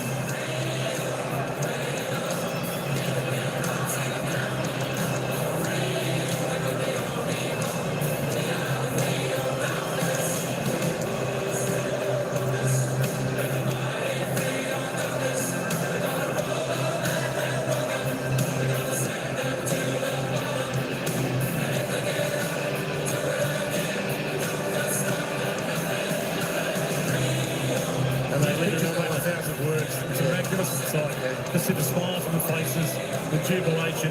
They know how much this meant for their team, for their club. And there's the live ladder. Fremantle into the top 4 and top 2 now not be on them if they can finish strong. They're building some resilience, aren't they, when they get to three-quarter time? Sean Burgoyne downstairs. Well, I'm with the man of the moment, Fremantle's captain. Just talk us through, first of all, what were you doing down there? Were you following your player? Were you just on your own back going down there? The mark and then the goal? Thanks, Sil. Yeah, it's a bit of a set play. Like when we're down, we've not long left. Got to throw roll the dice a little bit. It's only me or Coxie, and I've had a bit of success lately. So I said, just stay there, champ. I'll go and do it. And yeah, like I saw Caleb, we locked eyes and had a bit of space, had a good match up. So it was a beautiful kick from him, and only just snuck through, to be honest. But that's all it needs to. We just talked through the emotion because you gave it a fair bit. You know, it was a really tough game after the start you got off to. Yeah. All in all, the way we played was a bit disappointing. Second quarter, we really took our foot off a little bit. We lacked in and around the contest, and got a good old-fashioned spray at half-time. And thought the third quarter we lifted, but we let a good team back in the game, and we just had to keep clawing our way through. At three-quarter time, like we said, we've got good confidence that we'll go to the end. We've been doing that all year, particularly lately, so we knew if we just stuck to our plans, we'd be able to get through. Missed a few opportunities late up forward, but look, got there in the end. It was a pretty fiery game, especially the last quarter. Talk us through Paddy Voss.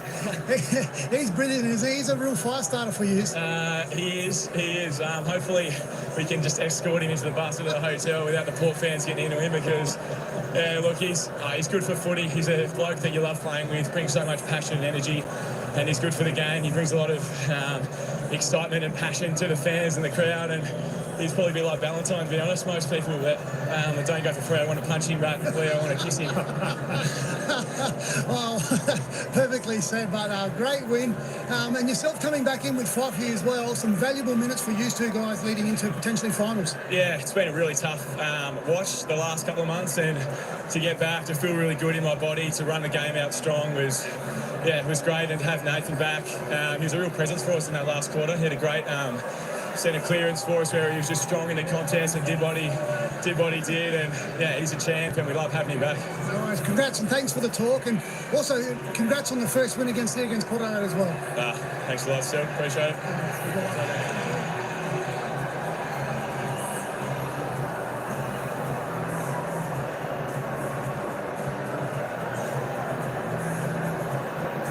And that's a nice moment as well. The jumpers between two of the big stars of the competition. Travis Boak and Nat Fyfe. Travis Boak will announce his retirement this week. He'll finish at the end of the season. He'll finish 7th all-time on the AFL VFL games list, behind the 6 that have played 400. So it's his jumper with Nat Fyfe, one of the best of all time as well. And Nat Fyfe's now looking finals bound. If the Bulldogs lose to Melbourne tomorrow, Fremantle will play finals this year. They're in. It's so tight, though, isn't it? I mean, that goal by the skipper there may well have got them into the finals. And you don't know what they're going to do. They're good enough to go all the way, the Dockers. They're one of those sides, they could have missed out. They could go all the way and win the whole thing. At their best, they can beat anyone, the Dockers. Got a very good finals record. Interesting to hear that was a set play. I think he's done it 3 or 4 times this year, Alex Pearce. So he said he had a good matchup, Rude. So he knew he outreached, outsized. I think he probably was matched up.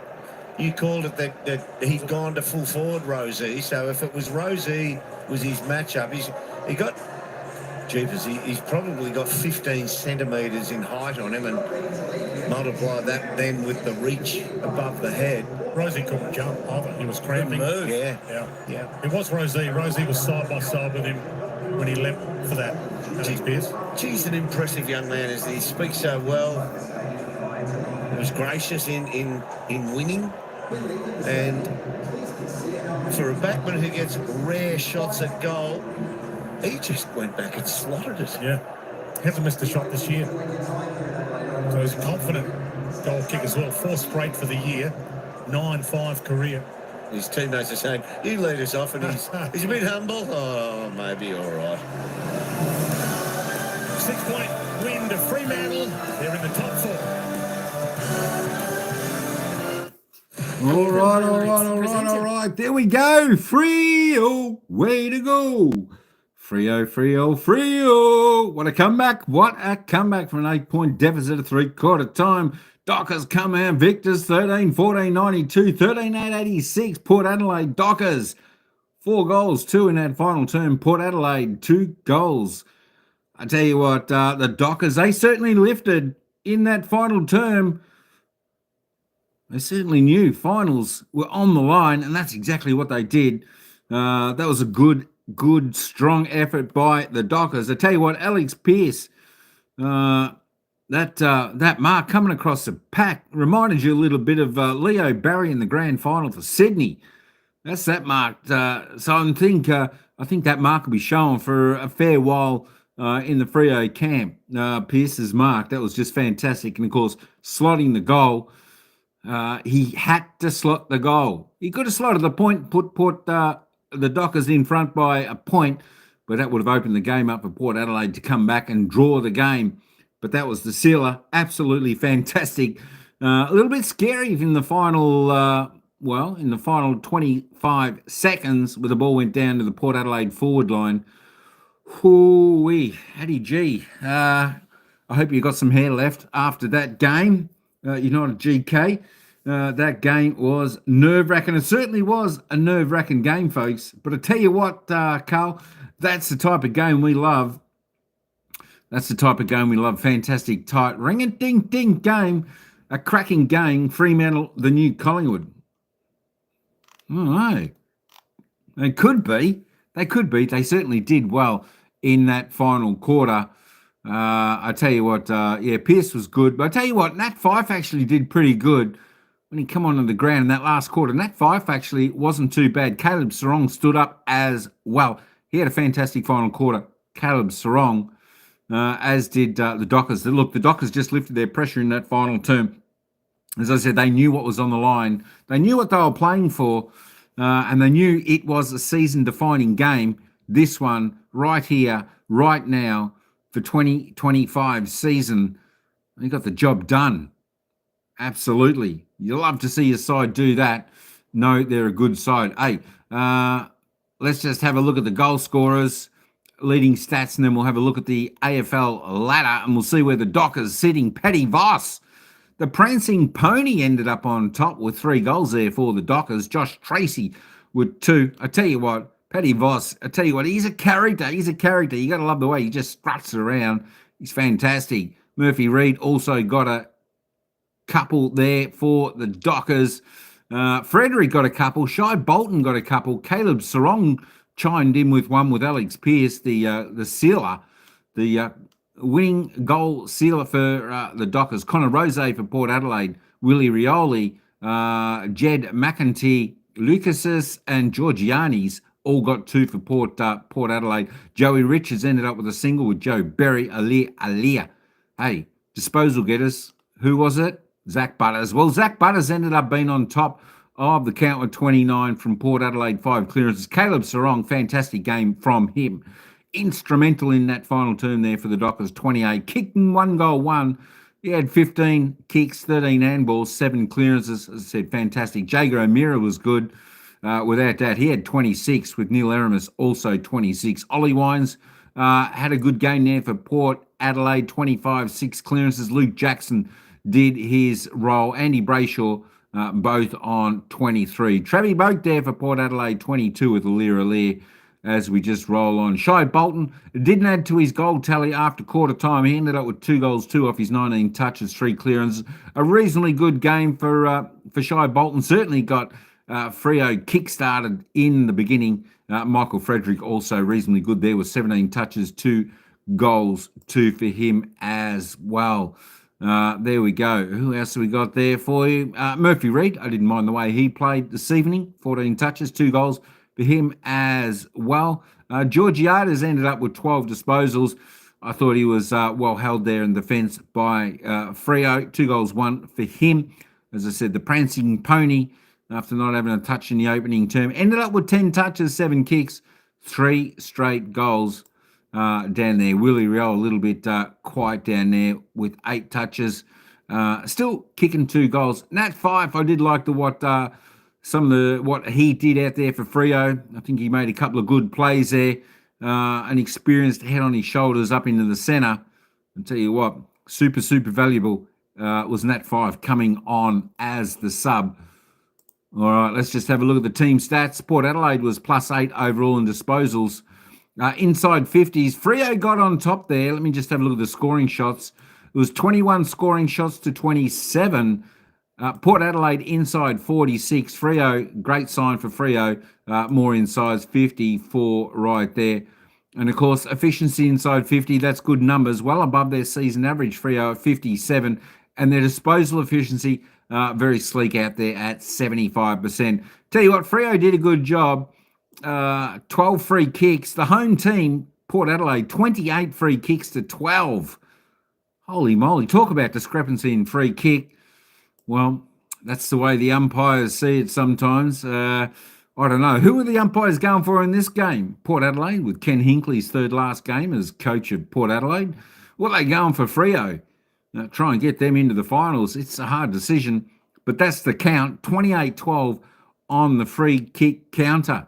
Port Adelaide winning the hit-outs. They were +11 there. Clearances, I tell you what, the Dockers smashed the Port Adelaide power in clearances, 43-25, +18. They were +9 out of the centre.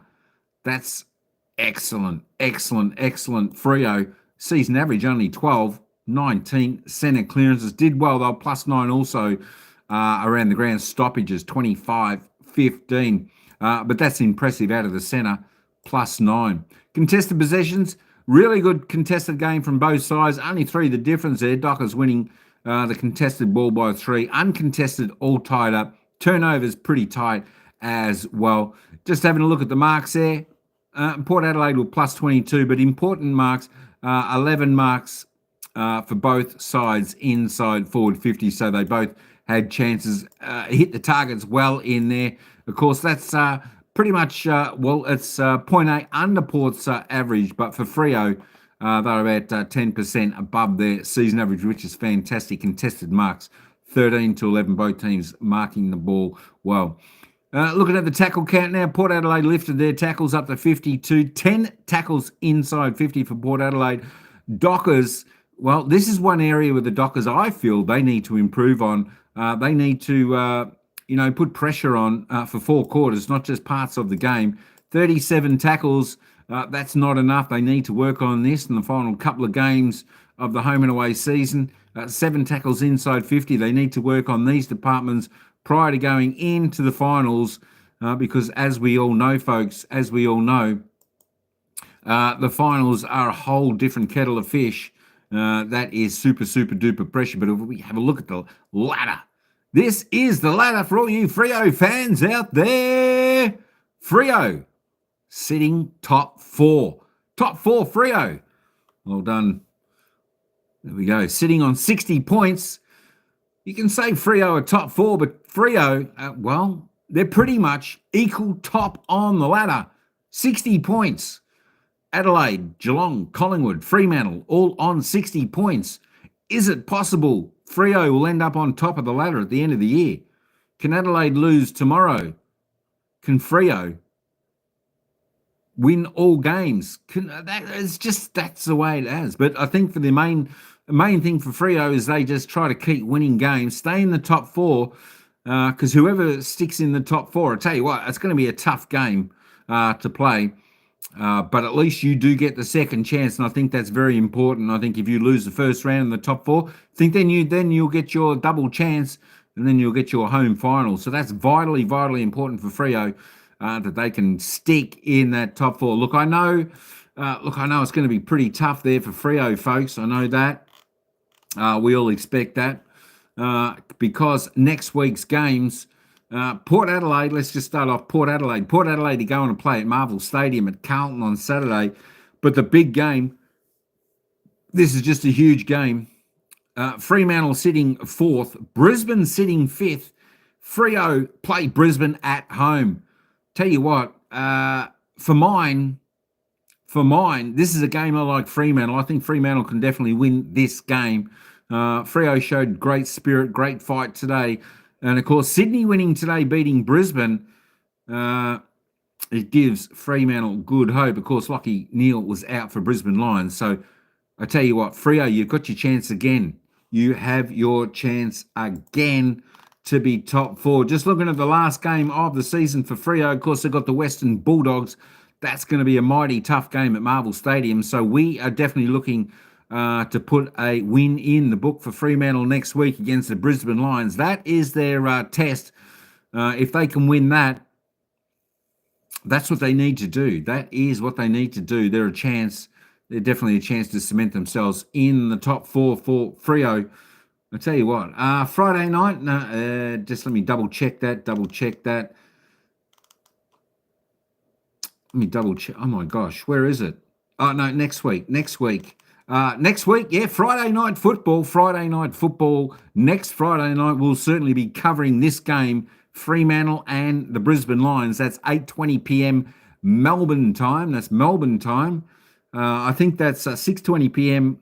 Perth time. I think Perth are 2 hours behind us. Addy G, I think that's right. They're 2 hours behind us. So 8:20 Melbourne time. That's the game we'll be covering on Friday night.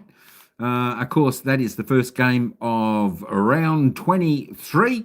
So it should be an absolute ring-a-ding-ding game. I tell you what, talking about a nail-biter game for Freo, that is certainly going to be another nail-biter game. I tell you what, Addy G, I hope you've still got some hair left. You didn't pull all your hair out in the final quarter here.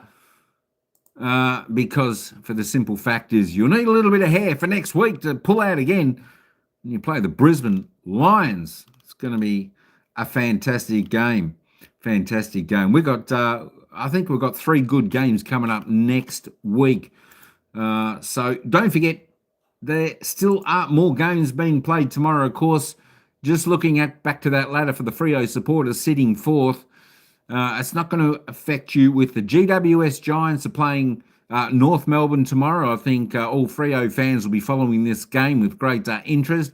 I think, we know GWS Giants are pretty good, but we will be hoping that North Melbourne, who are sitting down there in 17th spot, can cause a major upset and beat the Giants. I think if that's the question, Fremantle are pretty well set to play finals this year. Of course, Melbourne will play the Western Bulldogs. I think everyone's hoping for... There we go. So there's another game. Big interest for Fremantle. If Melbourne, who's playing in reasonable form, I think they had a good victory last week, big victory last week. They play the Western Bulldogs.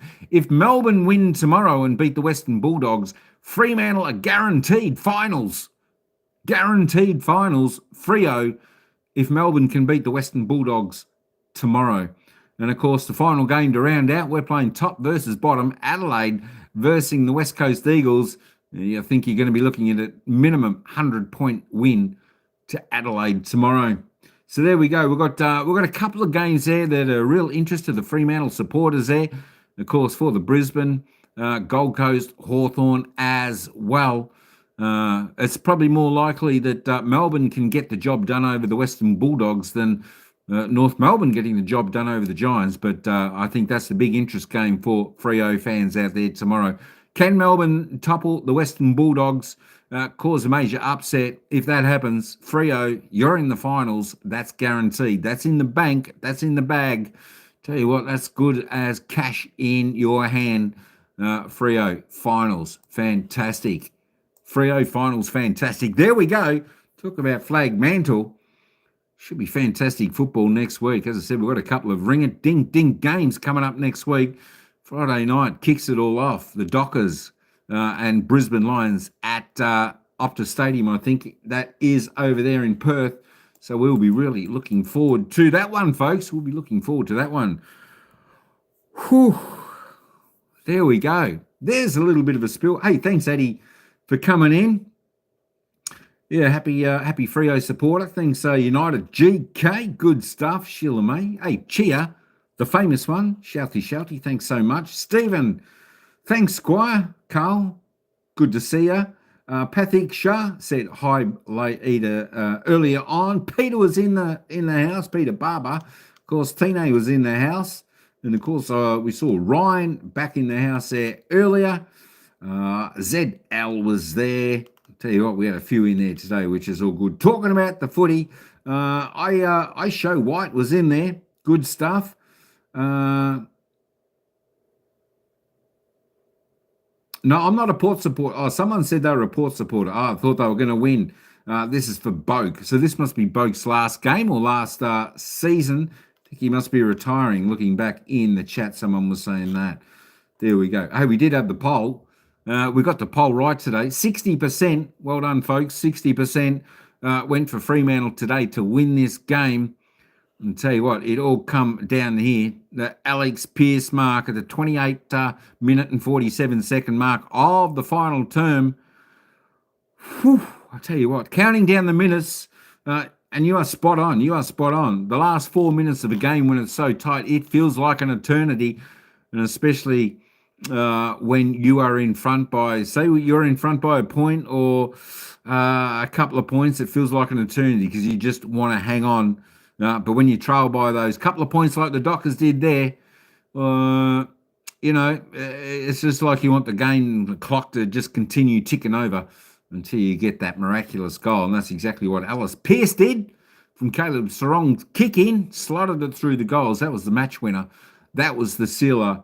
But it was definitely a team performance in that final quarter. The whole team stood up like a good team did in that final quarter. And that should, I think that should hold Freo in good stead for next week when they play Brisbane Lions over there at Optus Stadium there in Perth. They'll have the belief that they can do that. Of course, it was the first time I think they were saying that they beat Port Adelaide there at Adelaide Oval. So a lot of firsts for the Dockers tonight. Well done, Dockers. Well done. You certainly deserve victory here today. Look, I think you were definitely the better side for a lot of the game.